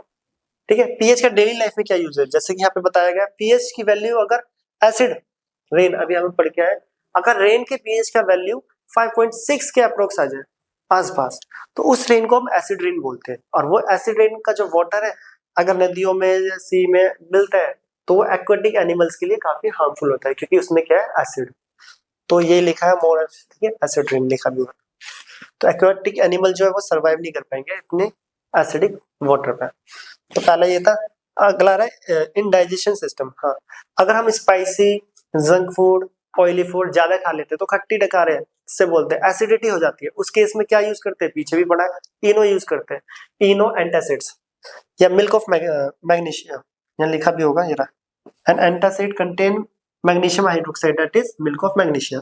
पूछा जाए कौन सी मेडिसिन यूज करते हैं तो एंटासिड्स, एंटासिड्स, ठीक है, एंटासिड लिखा भी हुआ है लास्ट में भी। क्यों यूज करते हैं, क्योंकि वो एसिडिटी को न्यूट्रलाइज कर देती है, क्योंकि एसिड बेस के साथ मिलकर सॉल्ट एंड वाटर बनाता है। तो यहाँ पे लिखा हुआ है, कर लेना। और कुछ भी है नहीं, ठीक है। When we take the some spicy food, यहाँ से लेकर यहाँ तक आप पढ़ लेना, इसे नोट कर लेना, इंपॉर्टेंट है। नेक्स्ट, तो एसिड रेन कब होती है, तब 5.6 तक आ जाता है। और वो वाटर अगर एक्वेटिक एनिमल्स तक पहुंच जाए तो वो सर्वाइव नहीं कर पाएंगे। यहाँ पे वही बता रखा है पीएच का क्या रोल होता है। दूसरा, एसिडिटी में, अगर एसिडिटी हो जाए तो इस केस में हमें antacids, Eno, milk of magnesium, हाँ मैग्नीशियम, जिसको मैग्नीशियम हाइड्रोक्साइड बोलते हैं, वो यूज करना होता है ताकि वो एसिडिटी को न्यूट्रलाइज कर दे। Next, tooth decay caused by acids. अब जब ब्रश करी जाती है, बाई चांस आप एक दिन या 2 दिन या रात को ब्रश करके ना सो, तो माउथ में जो फूड पार्टिकल होते हैं, ठीक है, और माउथ में जो बैक्टीरिया होते हैं, उन फूड पार्टिकल को किस में कन्वर्ट कर देते हैं, एसिड्स में। अगर उस एसिड की रेंज 5 to 6 पहुंच जाए अप्रोक्स, ठीक है, सॉरी क्या पहुंच जाए, 5 to 6, एसिड की रेंज कहां तक पहुंच जाए, 5 to 6, तो तुम्हारे जो टूथ जिस चीज से मिल के बने, ये जो टीथ है, कैल्शियम फॉस्फेट लिखा भी हुआ है, तो ये सोल्यूबल होने लगते हैं किसमें, उस एसिड में। उससे बचने के लिए हम क्या करते हैं, एक पेस्ट यूज करते हैं डेली, देखा होगा सुबह शाम, सुबह और इवनिंग में या नाइट टाइम बोल सकते हो, पेस्ट का यूज करते हैं। पेस्ट का यूज क्यों करते हैं, जो पेस्ट होते हैं वो अल्कली बेसिक नेचर होती है, वो एसिड के साथ रिएक्ट करके न्यूट्रलाइज कर देती है और टीथ को साफ कर देती है। तो कर क्या रही है, जो माउथ में एसिड बना है उसको न्यूट्रलाइज। तो पीएच का ही रोल बता रहे हैं यहाँ पर, ठीक है, पढ़ लेना से, जो बोला है वही है। बाकी नोट्स बने हुए हैं, इसमें से अंडरलाइन भी कर रखा है, जो अंडरलाइन है उसको थोड़ा देख लेना।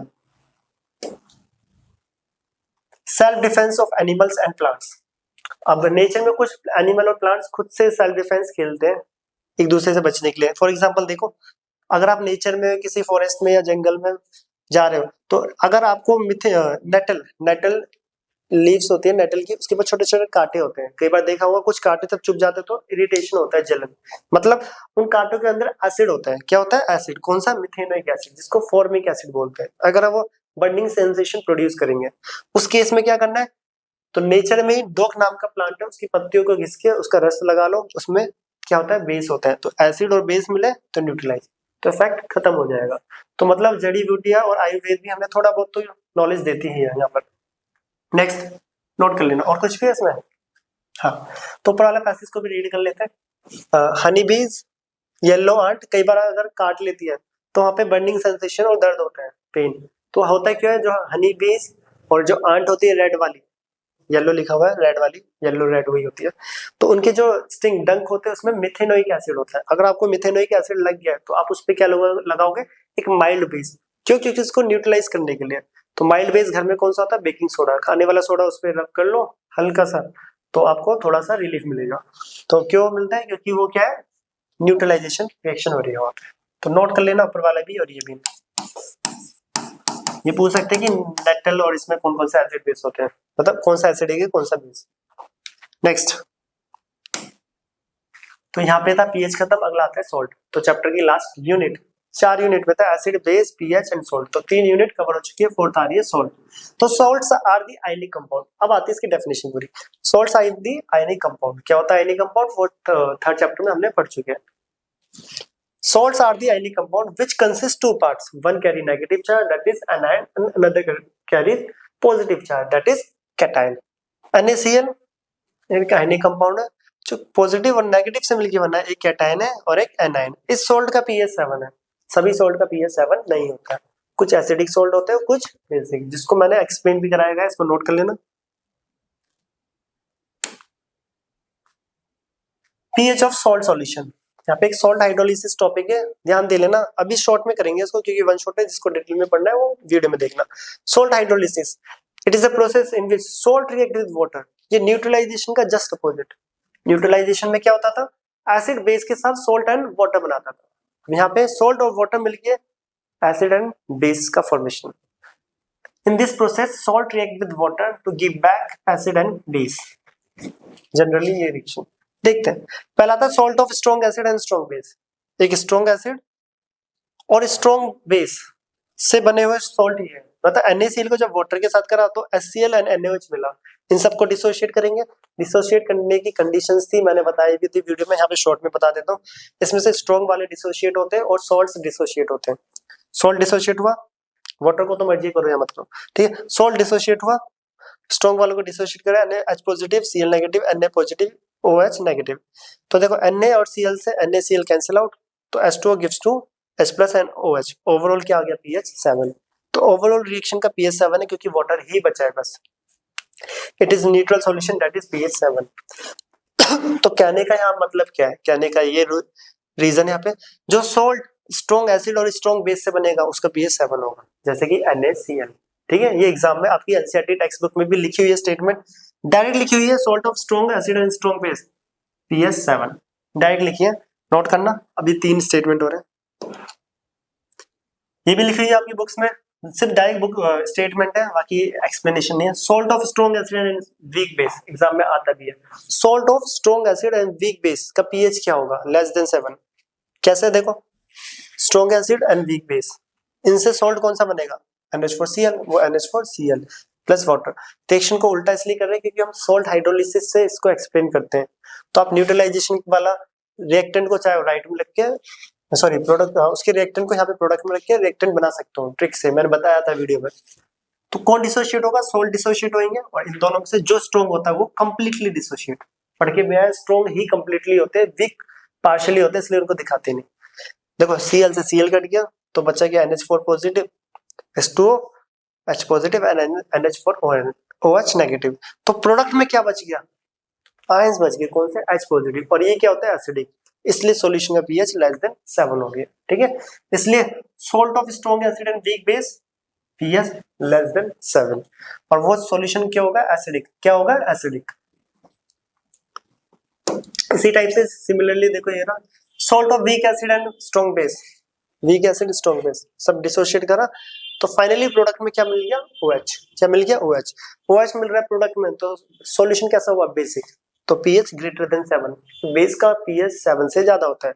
ये एग्जाम में आता है जो ये लाइन लिखी हुई है, तो ऐसा एक्सप्लेन होता है, आप डायरेक्ट भी याद कर सकते हो। And last salt of weak acid and weak base, ये वीक एसिड है, वीक बेस है, इनसे ये बने 2 सॉल्ट, ये रहा, सॉरी 1 सॉल्ट। सॉल्ट तो डिसोशिएट होगा, वीक वाला डिसोशिएट नहीं होता, इसलिए कैंसिल आउट नहीं होंगे आयंस। तो ये ओवरऑल ये भी क्या है, न्यूट्रल, क्या है, न्यूट्रल। नोट करना इंपॉर्टेंट है ये सब। तो अब पहला सॉल्ट आ रहा है सोडियम क्लोराइड, जिसको common salt and table salt बोला जाता है। इजी पोर्शन है। सो देखो सॉल्ट जो है वो काफी इजी होता है, हाँ वहाँ पे थोड़ी सी रिएक्शन यूजेस याद करने होते हैं, इसमें लर्निंग वर्क थोड़ा ज्यादा होता है, कुछ यूजेस याद करने हैं, कुछ नहीं, सभी के ही करने यूजेस। और इनको कैसे प्रिपेयर करा जाता है, इसका प्रोडक्शन, फॉर्मेशन, यूजेस, रिएक्शंस सब करनी होती है। NaCl sodium chloride, common name, common salt, और टेबल सॉल्ट भी बोलते हैं, जो घरों में खाया जाता है, साधारण नमक। इसकी deficiency, for deficiency of iodine, iodine की डेफिशिएंसी के लिए इन्हीं सॉल्ट्स में सोडियम आयोडाइड और पोटेशियम आयोडाइड जैसे कंपोनेंट ऐड करे जाते हैं ताकि आयोडीन की बॉडी में कमी ना हो। तो ये भी एग्जाम का क्वेश्चन है, बहुत इंपॉर्टेंट, कि आयोडीन की कमी के लिए क्या ऐड करा जाता है, ठीक है। या बोल सकते हैं गोइटर जो होता है, जिसे घेंगा रोग बोलते हैं, गोइटर, उसको मतलब ठीक करने के लिए, या फिर कौन सा कंपोनेंट हम यूज करते हैं, आयोडीन। जो आयोडीन है वो डायरेक्ट ही ऐड नहीं करते कि आयोडीन ही डाल दिया, नहीं, सोडियम आयोडाइड और पोटेशियम आयोडाइड के फॉर्म में डाला जाता है, ये याद रखना, पूछा जाए किस फॉर्म में, sodium iodide and potassium iodide, ठीक है। अब आता है प्रिपरेशन। तो नमक कैसे बनता है, जो सी वाटर होता है आसपास इकट्ठा करके वाटर को इवोपरेट करेंगे एंड देन क्रिस्टलाइजेशन प्रोसेस से उसको प्यूरिफाई करेंगे। तो evaporation and crystallization of sea water, note करना, ये सब क्वेश्चन है एक से एक कॉमन नेम जो कि पता ही है, टेबल सॉल्ट किसे बोलते हैं, आयोडीन किस फॉर्म में ऐड करा जाता है, कैसे प्रिपेयर करा जाता है, नोट। नेक्स्ट प्रॉपर्टीज, पहला आता है फिजिकल स्टेट इन कलर, ये सभी को पता है, व्हाइट क्रिस्टलाइन, घर में नमक होता है। सोलिबिलिटी, वाटर में सोल्यूबल होता है नमक, हाँ सोलिबिलिटी जनरली याद रखना रूम टेम्परेचर पे, रूम टेम्परेचर मतलब 25 डिग्री सेल्सियस पे 35 ग्राम NaCl डिसोल्व होता है 100 ग्राम ऑफ वाटर में। अगर 100 ग्राम पानी है तो उसमें सिर्फ और सिर्फ अप्रोक्स 35 ही डिसोल्व हो पाएगा रूम टेम्परेचर पे। टेम्परेचर बढ़ाओगे तो सोलिबिलिटी बढ़ती है और टेम्परेचर घटाओगे तो सोलिबिलिटी घटती है, जो बेसिकली पता भी होता है। हाइग्रोस्कोपिक नेचर, पीछे बढ़ के आया, इसके पास water holding capacity, absorbing capacity होती है और इस नेचर को बोलते हैं हाइग्रोस्कोपिक इन नेचर। नमक को ओपन कर दो ह्यूमिड वेदर में तो वो गीला गीला हो जाता है, इसी को बोलते हैं हाइग्रोस्कोपिक इन नेचर। एसिड के साथ सॉल्ट क्या देंगे, ये रहा NaCl रिएक्ट विद H2SO4, ये बनता है Na2SO4 एंड HCl गैस। पीछे करके भी आया ड्राई और वेट लिटमस वाला जो रिएक्शन है, नोट कर लेना, ठीक है। दोनों रिएक्शंस करा दिए, दोनों प्रोडक्ट, ये भी बनता है और ये भी बनता है। नेक्स्ट सो नोट करना, रिएक्शन विद सिल्वर नाइट्रेट, पहले चैप्टर की रिएक्शन सिल्वर नाइट्रेट के साथ सिल्वर क्लोराइड और NaNO3 बनाता है सोडियम नाइट्रेट। यहाँ पे सिल्वर क्लोराइड जो white PPT, precipitate reaction, double decomposition, और हाँ उसमें तो हम पढ़ के आए ये रिएक्शन पूरी, व्हाइट PPT बनता है NaCl and AgNO3, double displacement and PPT reaction, दोनों में कराया। PPT के सामने सिंबल है डाउन वाला, नोट कर लेना, बिल्कुल बेसिक्स आता है। यूजेस की बात करें, देखो यूजेस याद करना होता है, मैंने पहले भी बताया था। पहला use for preservatives, that is for packed meat and fish, fish meat या नॉन वेज होता है उसको पैक करने के लिए उसके ऊपर सॉल्ट लगाया जाता है ताकि बैक्टीरिया अटैक ना करे। Sodium chloride depress the freezing point of water, therefore it is used for making ice और आइसक्रीम्स, ठीक है। आइसक्रीम्स को बनाने के लिए भी सॉल्ट का यूज करा जाता है। ये फ्रीजिंग पॉइंट को डिप्रेस कर जाता है, कर देता है, कर जाता नहीं, कर देता है। अब क्या होता है फ्रीजिंग पॉइंट को कैसे डिप्रेस करता है, जिसको ये बहुत ज्यादा डिटेल में पढ़ना है तो मैंने ऑलरेडी क्लास 12 चैप्टर सॉल्यूशन में डाला हुआ है टॉपिक, ये है डिप्रेशन ऑफ फ्रीजिंग पॉइंट करके कोलिगेटिव प्रॉपर्टी के अंदर, ठीक है। वहां पे जाके डिटेल में देख सकते हो इसका क्या मतलब होता है। तो याद रखना आइसक्रीम को जमाने के लिए भी नमक का यूज करा जाता है, डिटेल में पढ़ना है, सॉल्यूशन चैप्टर है और कोलिगेटिव प्रॉपर्टी वाला वीडियो जाके देख सकते हो, टॉपिक का नाम भी दिख जाएगा, depression of freezing point. Next manufacture of soap, साबुन बनाने के लिए भी यूज करे जाते हैं। It is used to production of many chemicals, कुछ अदर केमिकल के बनाने के लिए भी NaCl का यूज होता है, जैसे NaOH, NaCO3, Na2CO3, जो आगे दिखेगा भी, नोट कर लेना। यूजेस देखो याद करने होते हैं, डायरेक्ट पूछे जाएंगे एक दो यूज एग्जाम में, कई बार यूज दे देंगे, पूछ लेंगे इनमें से करेक्ट क्या है स्टेटमेंट। नेक्स्ट आता है सॉल्ट में कास्टिक सोडा, सोडियम हाइड्रोक्साइड जिसे बोला जाता है, सोडियम हाइड्रोक्साइड NaOH। कैसे प्रिपेयर होता है, क्लोर एल्कली प्रोसेस, प्रोसेस का भी नाम है क्लोर एल्कली प्रोसेस। जिस सेल के अंदर यूज होता है, यहाँ पे नाम नहीं लिखा, कैस्टनर, हाँ जरा कैस्टनर कैलनर सेल, जिस एपरेटस बोल लो, एपरेटस बोल लेते हैं, जिस इंस्ट्रूमेंट या एपरेटस का यूज करा जाता है इस कॉस्टिक सोडा को बनाने के लिए, उसे बोला जाता है कैस्टनर कैलनर सेल, क्योंकि 11th-12th में पूछा भी जाता है कैस्टनर कैलनर सेल, ठीक है। सेल बोल लो, इंस्ट्रूमेंट बोल लो, एपरेटस बोल लो। क्लोर एल्कली प्रोसेस, यहाँ पे क्लोरीन और अल्कली बनता है, तो देखते कैसे। जो अभी नमक बनाया था, बताया था ना, नमक का यूज, सॉल्ट का यूज करा जाता है केमिकल को प्रोडक्शन के लिए। उस नमक को पानी में डाल के इलेक्ट्रिसिटी पास कर दो तो NaCl2 and H2O बन जाता है। इस प्रोसेस को बोलते हैं chlor alkali. Chlor means chlorine, alkali मतलब ये रहा alkali water soluble base, complete. तो ये इसकी रिएक्शन है क्लोर एल्कली प्रोसेस की, डेफिनेशन वही बेसिक सी यही लिखा हुआ है, देखो electrolysis of aqueous solution of sodium chloride to form caustic soda, chlorine and hydrogen gas. Question क्या क्या आएगा, क्लोर एल्कली प्रोसेस क्या होता है, स्टेटमेंट, रिएक्शन क्या है, ठीक है, किस एपरेटस इंस्ट्रूमेंट में होता है, ये तो पूछते नहीं है, थोड़ा 10th के अकॉर्डिंग नहीं पूछा था, हाई क्लास में पूछ लेते हैं, कैस्टनर कैलनर सेल पर पूछ याद रखना बाई चांस आ जाए, ठीक है। अब यहाँ पे जो क्वेश्चन आता है, अब जिस सेल के अंदर हो रहा है उसमें कैथोड एनोड है, कौन से गैस किस पे आ रही है, क्लोरीन गैस किस पे आएगी, हाइड्रोजन किस पे। तो हम पहले भी बता रहे हैं कि मैंने ट्रिक से एनोड पॉजिटिव और कैथोड नेगेटिव। देखो याद करने का तरीका होता है, क्लोरीन पे कौन सा चार्ज होता है, नेगेटिव। हम बचपन से पढ़ के आए क्लोरीन पे कौन सा चार्ज है, नेगेटिव। नेगेटिव वाले किस पे जाएंगे, पॉजिटिव, मतलब Cl2 एनोड पे, पॉजिटिव वाले नेगेटिव पे, S2 कैथोड पे, ठीक है, एनोड कैथोड, बस खत्म ये। तो नोट करना, नेक्स्ट आते हैं यूजेस। यहाँ पे जो S2Cl2 NaOH है उनके यूजेस डायरेक्ट याद होना चाहिए। S2 का use manufacture of ammonia, S2 plus N2 gives to 2NH3, ये रिएक्शन होती है जो हम पढ़ देंगे आगे क्लास में, हायर क्लासेस में। मैन्युफैक्चर ऑफ अमोनिया, अमोनिया को बनाने के लिए हाइड्रोजन का यूज होता है। Hydrogenation of vegetable oil into vegetable fat, 4 chapter में बढ़ते भी हम वेजिटेबल ऑयल को वेजिटेबल फैट में करने के लिए रिडक्शन एडिशन हाइड्रोजनेशन कराया जाता है इन द प्रेजेंस ऑफ निकल प्लैटिनम पैलेडियम कैटलिस्ट। हाइड्रोजन के प्रेजेंस में ही होती है वो, हाइड्रोजन के साथ, ठीक है, कैटलिस्ट के प्रेजेंस में। तो वेजिटेबल ऑयल को वेजिटेबल फैट में कन्वर्ट करने के लिए हाइड्रोजन का यूज होता है, हाइड्रोजनेशन बोलते हैं। Liquid hydrogen mix with liquid oxygen to form fuel बनता है, जो कि किसमें यूज होता है, रॉकेट के लिए। Mix with liquid oxygen used as a rocket fuel, clear, note कर लेना। यूजेस देखो याद करने, क्लोरीन का use, manufacture of bleaching powder DDT, DDT dichloro diphenyl trichloro ethane, हाँ ठीक है, ब्लीचिंग पाउडर इन सब के लिए यूज होता है, dichloro diphenyl trichloro ethane. Manufacture of pesticides, pesticide जो पेस्ट को किल करने के लिए यूज करा जाता है खेतों में। और manufacture of CFC chlorofluorocarbons and used for treatment of water, water treatment के लिए भी क्लोरीन का यूज करा जाता है। वाटर के ट्रीटमेंट मींस उसको साफ करने के लिए, उसमें जो बैक्टीरिया वगैरह उनको किल करने के लिए भी यूज करा जाता है, नोट करना। यूजेस ऑफ NaOH, अब NaOH पे आ जाते हैं, याद रखना, देखो ये तीनों अलग अलग है। ये S2 के यूज थे डाइहाइड्रोजन के, Cl2 के। अब NaOH के uses of NaOH, in petrol refining में NaOH का यूज करा जाता है। Manufacture of soap and detergent, जो कि 4 चैप्टर में भी पढ़ोगे, जिन्होंने पढ़ा होगा वो देखा भी होगा, NaOH का यूज करा जाता है साबुन सल्फोनिफिकेशन रिएक्शन में एंड डिटर्जेंट में भी। पेपर इंडस्ट्रीज में भी NaOH का यूज करा जाता है। तो नेक्स्ट आते हैं, नेक्स्ट सॉल्ट, नेक्स्ट आ रहा है ब्लीचिंग पाउडर। अब ब्लीचिंग पाउडर जिसका फॉर्मूला होता है CaOCl2, CaOCl2 कॉमन नेम होता है, सॉरी केमिकल नेम होता है, कॉमन नेम तो ब्लीचिंग पाउडर है, केमिकल नेम है कैल्शियम ऑक्सीक्लोराइड, कैल्शियम ऑक्सीक्लोराइड। याद रखना, केमिकल नेम भी पूछा जाता है और कॉमन नेम भी। फॉर्मूला होता है CaOCl2।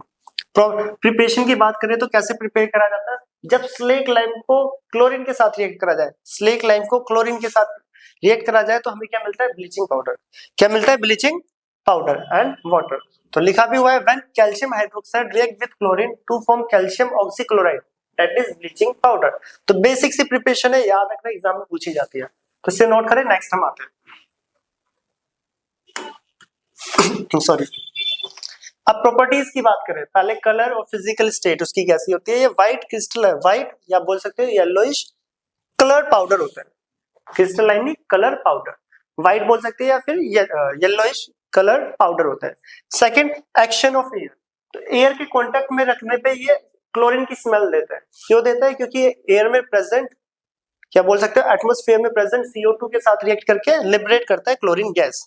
लिखा भी हुआ है देखो, bleaching powder exposed in air liberating chlorine smell because carbon dioxide present in air react with bleaching powder to form chlorine gas.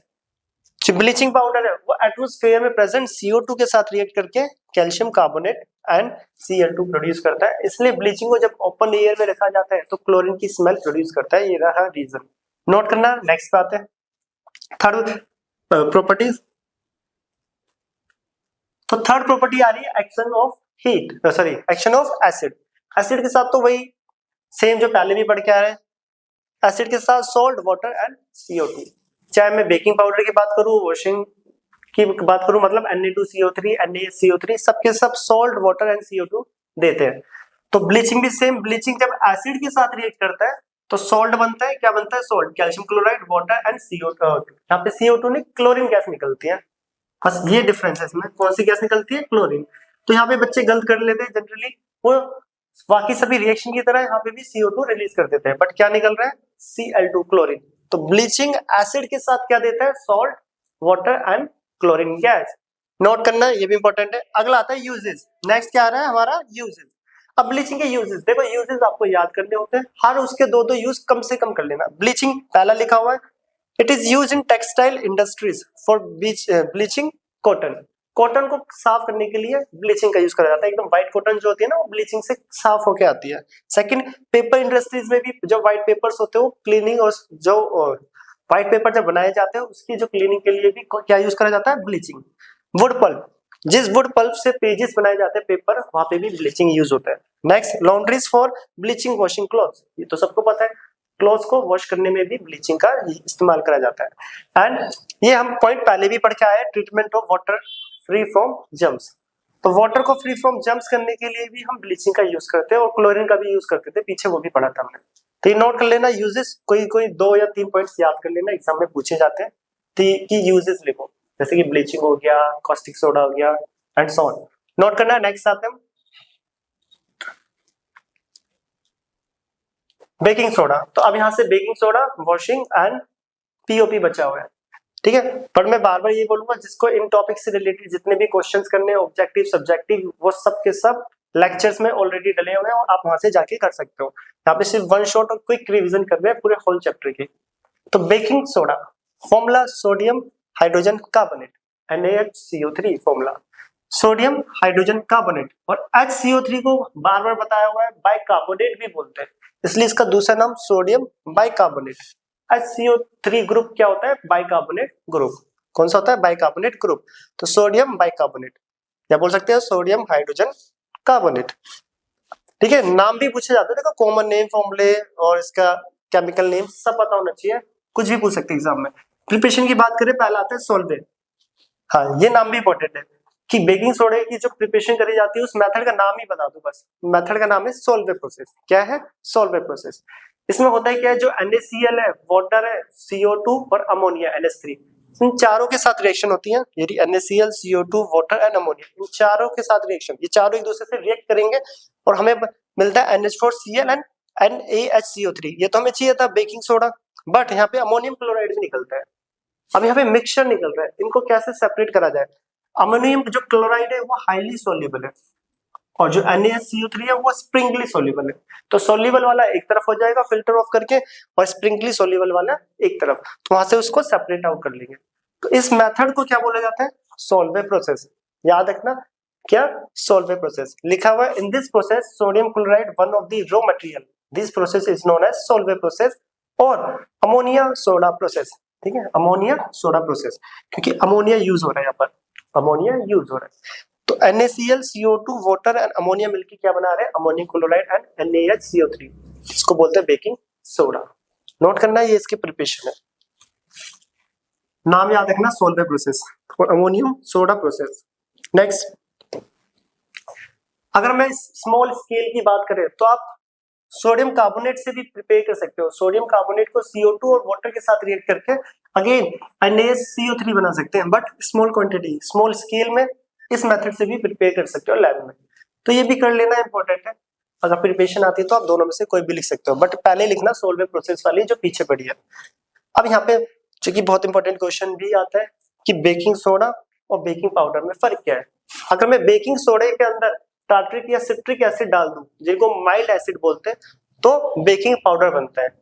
अगर आप शॉप पर जा रहे हो, बेकिंग पाउडर खरीद रहे हो, तो उस बेकिंग पाउडर के अंदर एक माइल्ड एसिड होगा, माइल्ड मतलब वीक एसिड, वो भी एडिबल एसिड जिसको हम खा सकते हैं, जैसे कि टार्ट्रिक, सिट्रिक एसिड किसके अंदर होता है, बेकिंग पाउडर। अब ऐसा क्यों कि बेकिंग सोडे से बेकिंग पाउडर में कन्वर्ट करने के लिए उसमें एसिड डाला जाता है, क्योंकि हम पढ़ेंगे भी अभी एक्शन ऑफ हीट में कि बेकिंग सोडा को जब हीट करा जाता है, क्या करा जाता है, हीट, तो वहां पे CO2 निकलती है और साथ ही साथ वॉशिंग सोडा बनता है, बेस बनता है वॉशिंग सोडा। उस बेस के इफेक्ट को न्यूट्रलाइज करने के लिए पहले से ही एसिड डाल दिया जाता है, जो कि लिखा भी हुआ है, this acid neutralize the effect of base that is Na2CO3, जो कि हम अभी आगे देखने भी वाले हैं।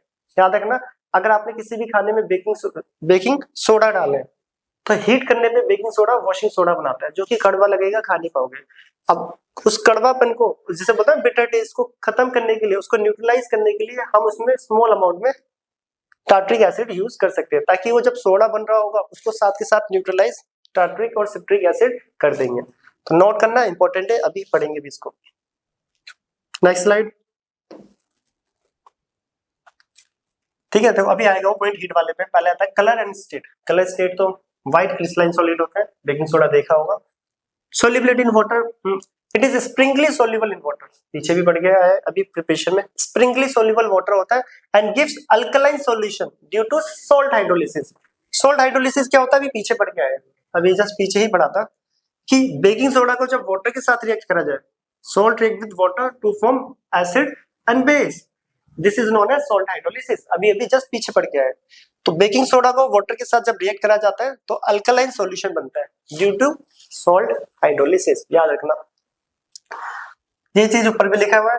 Sodium hydroxide is a strong base but carbonic acid is a weak acid, hence solution is basic.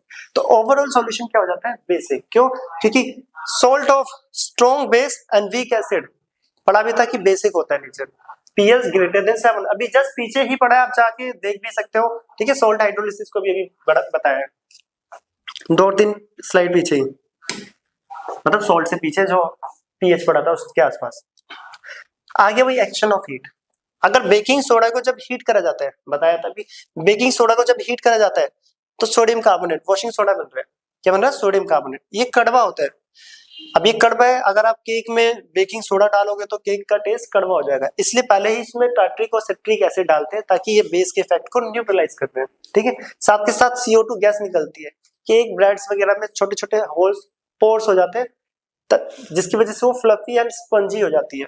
क्यों होती है, क्योंकि वो CO2 जब रिलीज होती है तो उसमें होल्स कर देते हैं और फ्लफी और स्पंजी, स्पंज की तरह। लिखा भी हुआ है this CO2 gas makes bread and cake soft and fluffy. ठीक है, तो याद रखना, केक्स को और ब्रेड्स को सॉफ्ट और फ्लफी कौन बनाते हैं, वो CO2 गैस जब रिलीज होती है। कब होती है, जब बेकिंग सोडा को उसमें डाला जाता है। तो टार्ट्रिक एसिड क्यों डालेंगे, क्योंकि सोडियम कार्बोनेट के इफेक्ट को न्यूट्रलाइज करने के लिए। ये क्वेश्चंस आते हैं एग्जाम में, ओके, बहुत इंपॉर्टेंट है।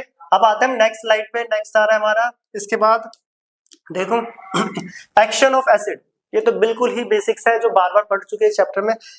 Baking soda sodium hydrogen carbonate acid के साथ salt H2 and CO2 gas release करता है, ये पीछे भी पढ़ के आए इस चैप्टर में। यहाँ पे ये CO2 जो गैस है, यही गैस यूज करी जाती है फायर एक्सटिंग्विशर्स। जो आग बुझाने वाले सिलेंडर्स होते हैं उनमें जो CO2 है, कार्बन डाइऑक्साइड, वो इस मेथड से प्रिपेयर करी जाती है, जो कि एक फिगर के थ्रू जस्ट बताया हुआ है। ये एक नोजल है और यहाँ पे कॉन्सेंट्रेटेड मान लेते हैं H2SO4 हमने भरा हुआ है छोटे से इसमें ग्लास में, और नीचे क्या है, बेकिंग सोडा।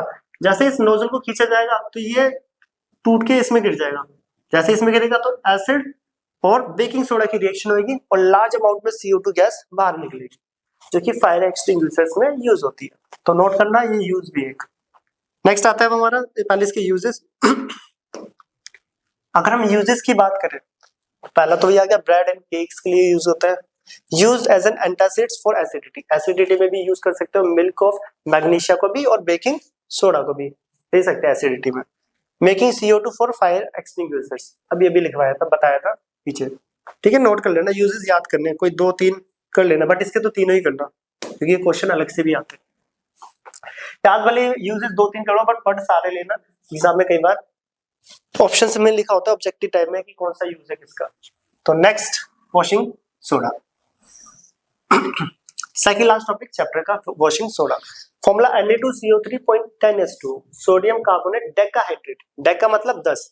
अब ये देखो, वाटर मॉलिक्यूल एक लगा हुआ तो मोनो, दो के लिए डाई, ट्राई, टेट्रा, पेंटा, हेक्सा, हेप्टा, ऑक्टा, नोना, डेका, ये वाटर मॉलिक्यूल। एनहाइड्रस का मतलब क्या होता है, पीछे भी बताया, दोबारा भी बताएंगे।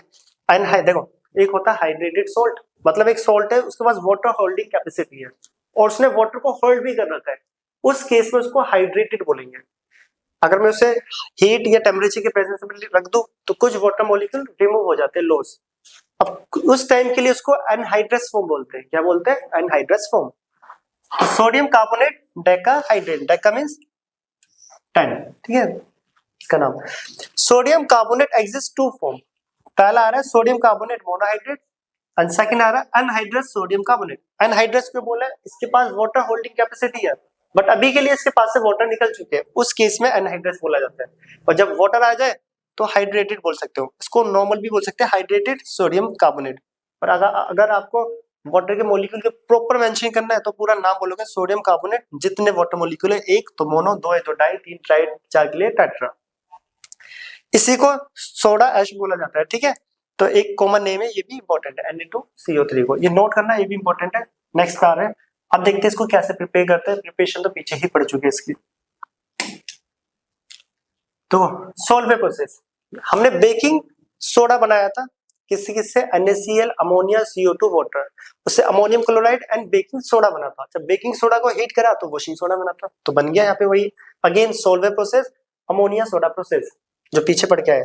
पहले हमने बेकिंग सोडा बनाया जो भी पीछे देखा था सेम, उस बेकिंग सोडा को जब हीट करते हैं तो क्या मिलता है, Na2CO3, CO2 and H2O, यही CO2 है जो ब्रेड्स और केक्स को फ्लफी बनाती है, ठीक है।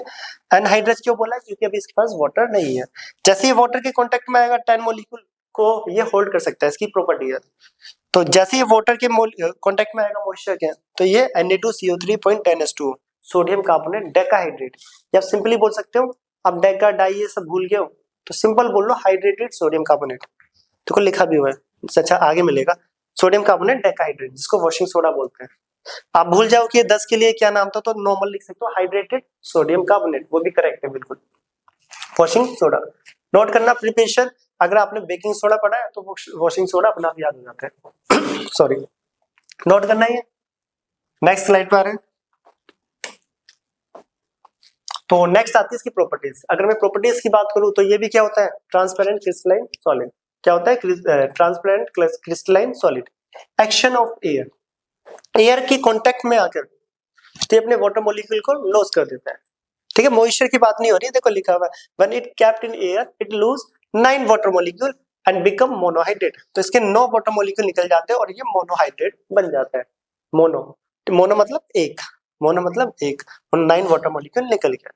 सोलिबिलिटी की बात करें तो it is soluble in water and gives a solution which is alkaline in nature, ये भी सिमिलरली बेकिंग सोडा की तरह वाटर में जब सोल्यूबल होगा तो ये भी अल्कलाइन नेचर बन रहा है। अल्कलाइन क्यों बन रहा है, क्योंकि यहाँ बेस स्ट्रॉन्ग है, एसिड वीक है, तो सॉल्यूशन ओवरऑल अल्कलाइन, जो कि हम सोल्ट हाइड्रोलिसिस में भी पढ़ के आए, लिखा भी हुआ है due to salt hydrolysis. Salt hydrolysis भी इंपॉर्टेंट है टॉपिक, नोट करना। नेक्स्ट स्लाइड में, तो सारे नोट्स अच्छे से पढ़ना और नोट करते चलना, वीडियो को पॉज भी कर सकते हो, और जिसको एकदम डिटेल में पढ़ना है तो लेक्चर पूरा डाला हुआ है प्रॉपर, एक एक लेक्चर आप वहां से भी जाके देख सकते हो। अब यहाँ पे वही चीज लिखा हुआ जो पीछे थी उधर कर लिया। अगला आता है एक्शन ऑफ हीट। अब क्या होगा, जब सोडियम कार्बोनेट डेकाहाइड्रेट को हीट करेंगे, कॉमन सी बात है, Na2CO3 को हीट करेंगे तो उसके 10 वाटर मॉलिक्यूल रिमूव हो जाएंगे और वो क्या बन जाएगा, एनहाइड्रस सोडियम कार्बोनेट। एनहाइड्रस क्यों है, क्योंकि सारे वाटर मॉलिक्यूल निकल गए, एनहाइड्रस फॉर्म में आ गया, नॉट लिखा भी हुआ है स्टेटमेंट में, ठीक है। तो नेक्स्ट आ रहे हैं एक्शन ऑफ एसिड। एसिड के साथ तो वही पुरानी रिएक्शन जो पढ़ के आया है, Na2CO3 जब एसिड के साथ रिएक्ट करता है, एसिड तो सॉल्ट, CO2 एंड वाटर देता है, बेकिंग सोडा भी यही देता है। और हम पीछे रिएक्शन भी पढ़ के आए, एसिड की रिएक्शन मेटल कार्बोनेट और मेटल हाइड्रोजन कार्बोनेट, वहां पे भी ये सारी रिएक्शंस पढ़ के आ रखे हैं ऑलरेडी, नोट कर लेना है। अब रिएक्शन विद हार्ड वाटर, ये हार्ड वाटर वाला portion 4 chapter carbon and its compound में ऑलरेडी डाला हुआ है, पूरा डिटेल में 1-2 लेक्चर है, हार्ड वाटर और हार्डनेस ऑफ वाटर को कैसे रिमूव करते हैं, सोप, डिटर्जेंट, सब कुछ तब भी यहाँ पे देखते हैं। पहले 2 वाटर देखो, ये एक लाइन है कि जो Na2CO3 है वॉशिंग सोडा, वो हार्डनेस ऑफ वाटर के लिए यूज करा जाता है। कैसे यूज करा जाता है यहाँ पे देखो, पहले सॉफ्ट और हार्ड वाटर होता है क्या है, सॉफ्ट वाटर जो फोम प्रोड्यूस करे, लेदर प्रोड्यूस करे, कहने का मतलब है साबुन के साथ जो झाग दे, फोम प्रोड्यूस करे, उसको सॉफ्ट वाटर बोलते हैं। जो साबुन के साथ झाग नहीं देते उनको हार्ड वाटर। 2 टाइप के हार्ड वाटर होते हैं, एक टेम्परेरी और एक परमानेंट, एक टेम्परेरी एक परमानेंट, ठीक है, 2 टाइप के, जिसको डिटेल में पढ़ना है कार्बन वाले चैप्टर में हार्डनेस ऑफ वाटर प्रॉपर बताया हुआ है। अब हार्डनेस ऑफ वाटर किसके वजह से होता है, हार्डनेस ऑफ वाटर होता है bicarbonate, sulphates and chlorides of calcium and magnesium. क्या, बाइकार्बोनेट्स याद रखना बहुत important, sulphates and chlorides of calcium and magnesium. बुकों में इतना भी लिखा होता है due to presence of calcium and magnesium ion, but वो रियल में क्या होता है, वो कैल्शियम और मैग्नीशियम आयन किसके फॉर्म में होते हैं, कैल्शियम और मैग्नीशियम जो कंपाउंड है वो किसके फॉर्म में होते हैं, वो बाइकार्बोनेट के फॉर्म में होते हैं, सल्फेट्स के फॉर्म में होते हैं, क्लोराइड। अगर इस फॉर्म में कैल्शियम और मैग्नीशियम है किसी भी वाटर के अंदर तो वाटर हार्ड कहलाता है। क्या कहलाता है, हार्ड। अब हार्डनेस ऑफ वाटर को कैसे रिमूव करा जाए, तो यहाँ पे इसलिए पढ़ रहे हैं क्योंकि हमारी जो टेक्स्ट बुक है उसमें भी एक वर्ड लिखा हुआ है, एक लाइन लिखी हुई है कि Na2CO3 यूज करा जाता है हार्डनेस ऑफ वाटर को रिमूव करने के लिए। Sodium carbonate react with hard water, it become soft. ये वाटर है, मान लेते हैं हार्ड वाटर है। हार्ड वाटर मतलब इसके अंदर कैल्शियम बाइकार्बोनेट या मैग्नीशियम सल्फेट या क्लोराइड्स वगैरह प्रेजेंट है। ठीक है, ये रहा कैल्शियम क्लोराइड मान लेते हैं, ये हार्ड वाटर में प्रेजेंट है। ये रहा, देखो एरो दिख रहा है। अब जैसे इसमें हम Na2CO3 डालेंगे, Na2CO3, तो क्या बना, CaCO3 पीपीटी बन गया। ये व्हाइट पीपीटी दिख रहा होगा फिगर में, क्या बन गया, पीपीटी। और NaCl को ले गया, NaCl बन गया। तो देखो पानी में जो सॉल्ट्स थे कैल्शियम क्लोराइड, पीपीटी को हम अलग कर लेंगे CaCO3, और अगला क्या बनना बचा है, NaCl। NaCl को हम रिमूव कर सकते हैं इजीली मेथड से। तो पानी क्या हो गया, बिल्कुल नॉर्मल सॉफ्ट में कन्वर्ट हो गया। अब NaCl को हटा लो, पीपीटी को फिल्टर ऑफ कर लो, तो पानी क्या हो गया, सॉफ्ट। इसीलिए बोला जाता है कि Na2CO3 का यूज करा जाता है हार्डनेस ऑफ वाटर को रिमूव करने के लिए, मींस हार्ड वाटर को सॉफ्ट बनाने के लिए। हार्ड वाटर जो झाग नहीं देते साबुन के साथ, दो टाइप के, टेम्परेरी एंड परमानेंट। जिसको डिटेल में पढ़ना है, बार बार बोल रहा हूँ, वो कार्बन चैप्टर में जाके देख सकता है कि सॉफ्ट वाटर, हार्ड वाटर, साबुन, डिटर्जेंट, यूजेज, एडवांटेजेस, डिसएडवांटेजेस सब कुछ कराया हुआ, वहां पे जाके पढ़ लेना। तो इसे नोट करना इंपॉर्टेंट है, यहाँ पे क्वेश्चन आते हैं। नेक्स्ट बात है uses, washing cloth, washing soda की बात हो रही है। मैन्युफैक्चर ऑफ सोप, साबुन के बनाने में। Removing of permanent hardness of water, अभी भी पढ़ा है पीछे। एंड लेबोरेटरी रिएजेंट, रिएजेंट के तौर पे भी यूज करा जाता है लैब में। यूजेस याद कर लेना, ठीक है। ये हार्डनेस ऑफ वाटर तो इंपॉर्टेंट है। नेक्स्ट हमारे हाँ, are crystalline salt really dry, anhydrous और हाइड्रेटेड। जो अभी मैंने पीछे बताया था हाइड्रेटेड एनहाइड्रस, उसको अलग से एक्सप्लेन कर रहे हैं हम यहाँ पे, ताकि पता हो इनका मतलब क्या होता है। पहला आता है वाटर ऑफ क्रिस्टलाइजेशन। डेफिनेशन बोलते हैं the fix number of water molecule present one formula unit of salt. किसी सॉल्ट के ऊपर fix number of water molecule हो तो उसी को बोला जाता है वाटर ऑफ क्रिस्टलाइजेशन। जैसे कि Na2CO3 के पास 10 होते हैं, CuSO4 के पास 5 होते हैं, और CaSO4 के पास 2 होते हैं, फेरस सल्फेट 7 होते हैं। तो इस टाइप से नोट करना। अब एग्जांपल लेते हैं कौन कौन से जो हम पढ़ चुके हैं और हमारे सिलेबस में है। जैसे Na2CO3 वाटर के साथ जब रिएक्ट करेगा 10, देखो इसको Na2CO3 को क्या बोलेंगे, एनहाइड्रस। इसके पास वाटर होल्डिंग कैपेसिटी है, बट अभी के लिए इसके पास वाटर मॉलिक्यूल नहीं है, तो उस केस में एनहाइड्रस बोला जाता है। जैसे वाटर आ जाएगा तो उसको हाइड्रेटेड बोल देते हैं। ठीक है, क्या बोल देते हैं, हाइड्रेटेड। सोडियम कार्बोनेट, अगर आपको पूरा नाम बोलना है डेका डाई पेंटा के साथ, तो पूरा बोलो सोडियम कार्बोनेट, 10 के लिए डेकाहाइड्रेट। दोनों ऑप्शन है आपके पास नाम लिखने के। सिमिलरली एनहाइड्रस कॉपर सल्फेट 5 के साथ क्या हो जाएगा, पेंटाहाइड्रेट, या बोल सकते हो हाइड्रेटेड कॉपर सल्फेट। ठीक है, बिल्कुल बेसिक्स है, याद रखना, नोट कर लेना। नेक्स्ट बात है, हाँ यहाँ पे कलर याद रखना इनका। कॉपर सल्फेट CuSO4 5.5H2O, इसको ये ब्लू कलर का होता है, इसको ब्लू विट्रोल बोला जाता है, ब्लू विट्रोल। और जो ये होता है ये व्हाइट कलर का। नेक्स्ट कैल्शियम सल्फेट, यही हो गया, देखो एनहाइड्रस कैल्शियम सल्फेट वाटर के साथ हाइड्रेटेड हो जाएगा। नाम बोलना है तो डाई बोल लो पूरा। अब हाफ के लिए देख लो, इसके पास वाटर नहीं है अभी, तो anhydrous calcium sulphate, half water molecule आ गया। या तो आप हाइड्रेट करके लिखो, या हाफ के लिए बोलते हैं हेमी हाइड्रेट, हेमी हाइड्रेट। तो नोट करना। नेक्स्ट लास्ट टॉपिक, अच्छा अभी लास्ट नहीं, अभी है एक और। अभी नहीं, सभी सॉल्ट को अगर मैं हीट करूं तो सबके वाटर मॉलिक्यूल रिमूव हो जाएंगे, तो हाइड्रेटेड से सब एनहाइड्रस में शिफ्ट हो जाएंगे। क्या हो जाएंगे, एनहाइड्रस। ठीक है, तो ये होता है हाइड्रेटेड और एनहाइड्रस का मतलब, जो कि पता होना चाहिए हर एक क्लासेस में भी और क्लास 10th में भी। अब आता है चैप्टर का लास्ट टॉपिक, पीओपी जिप्सम वाला, plaster of Paris. POP plaster of Paris, formula CaSO4.5H2O, इसका फॉर्मूला। नाम अभी पीछे पड़ा है, कैल्शियम सल्फेट हाफ मॉलिक्यूल के लिए हेमी हाइड्रेट होता है। क्या होता है, hemihydrate. Half water molecule of crystallization. हाँ, अब यहाँ पे ये पूछ लेगा, चलो इसका फॉर्मूला है, वाइवा टाइप क्वेश्चन है, CaSO4.5H2O, ये किसका फॉर्मूला है? तो बच्चे बोलेंगे पीओपी प्लास्टर ऑफ पेरिस, इसको कैल्शियम सल्फेट हेमी हाइड्रेट बोलते हैं। तो अब सेकंड क्वेश्चन ये पूछा जाएगा सामने से, हाफ वाटर मॉलिक्यूल का मतलब क्या है, कि आधा वाटर मॉलिक्यूल गया है, हाफ गया है उसके पास, आधा। ऐसा पॉसिबल ही नहीं कि आधा वाटर मॉलिक्यूल उसके साथ अटैच्ड है। इसका मतलब है कि एक वाटर मॉलिक्यूल 2 CaSO4 को होल्ड कर रहा है। याद रखना, half water molecule means half water molecule of crystallization means that one water molecule shared two more formula unit of CaSO4। याद रखना, इसका मतलब ये कि एक वाटर मॉलिक्यूल दो यूनिट को होल्ड कर रहा है जो कि है CaSO4 की, तो इसको रिप्रेजेंट करा जाएगा CaSO4 2H2O। ये होता है मेन। अगर मैं एक के लिए लिखूंगा तो CaSO4 हाफ H2O। ठीक है, हाफ कभी जाता नहीं है, हाफ क्या होता है, आधा वाटर मॉलिक्यूल चला गया और आधे यहाँ से कभी भी पॉसिबल नहीं होगा। एक वाटर मॉलिक्यूल दो फॉर्मूला यूनिट को होल्ड कर रहा है CaSO4 की, तो हाफ मॉलिक्यूल कितने को करेगा, एक को, तो इसलिए लिखा जाता है CaSO4 पॉइंट हाफ H2O। ठीक है, याद रखना, ये इंपॉर्टेंट है। नेक्स्ट आते हैं sorry, preparation from gypsum, heating gypsum. Gypsum होता है CaSO4.2H2O। अगर जिप्सम को हीट करा जाए 100 डिग्री सेल्सियस में, जिसको 373 केल्विन बोला जाता है, तो हमें मिलता है POP। ये रहा gypsum CaSO4.2H2O। Calcium sulphate dihydrate, या बोल सकते हैं हाइड्रेटेड कैल्शियम सल्फेट, हीट करा जाए 100 डिग्री पे तो हमें मिलता है POP, प्लास्टर ऑफ पेरिस, और 3/2 मॉलिक्यूल वाटर रिलीज हो जाते हैं। इसका नाम कैल्शियम सल्फेट डाइहाइड्रेट, ये एक हार्ड सब्सटेंस होता है काफी।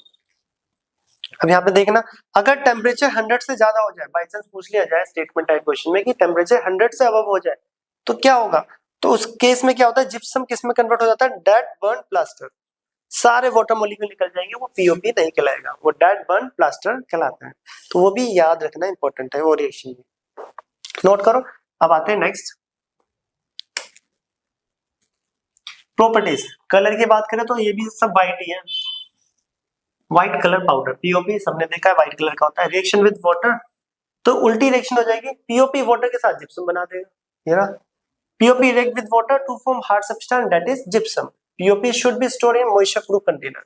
अब POP को अगर मैं मॉइस्चर प्रूफ कंटेनर में रखूं तो वाटर के साथ रिएक्ट नहीं करता। अगर मॉइस्चर प्रूफ कंटेनर नहीं होगा तो आसपास के वाटर मॉलिक्यूल को एब्जॉर्ब करके जिप्सम बना देगा और हार्ड हो जाएगा। ये रहा POP 3/2 मॉलिक्यूल के साथ करेंगे तो जिप्सम बनेगा CaSO4.2H2O, जो कि एक हार्ड सब्सटेंस होता है। जो प्लास्टर जो होते हैं बोन फ्रैक्चर में प्लास्टर यूज होते हैं वो यही होते हैं, जिप्सम ही होते हैं। POP को पानी में डाल के वो पट्टी के साथ लगाया जाता है जो कि प्लास्टर बनता है, और वो हार्ड होने पे जिप्सम बन जाता है। ठीक है, इसको प्लास्टर बोलते हैं, नोट करना है। नेक्स्ट, तो ये लास्ट, इसके बाद कुछ नहीं है। तो ये last topic, uses of POP is one shot का। तो it is use for setting fractures bone, bone fracture में को सेट करने के लिए काम आता है। Making toys, statues and used for making chalk for boards. तो ये इसके बेसिक यूजेस है। ठीक है, स्टैचूज वगैरह में काम आते हैं। ये था हमारा एसिड बेस एंड सोल्ट का PHP कवर करा हमने वन शॉट। तो इसमें हमने लगभग सारे ही टॉपिक्स कवर करें। अगर क्वेश्चन की बात करें तो क्वेश्चन के लिए अलग से क्वेश्चन सीरीज डाली हुई है, ऑब्जेक्टिव की भी और सब्जेक्टिव की, वो भी इंपॉर्टेंट क्वेश्चंस है। ठीक है, जाके आप वहां से कर लेना। और ये था हमारा वन शॉट। अब इसके बाद मिलेंगे हम नेक्स्ट जो भी चैप्टर होगा क्लास 10 का या कोई भी वन शॉट, उसमें उसको नोट करें। मिलते हैं नेक्स्ट वीडियो में नेक्स्ट टॉपिक के साथ।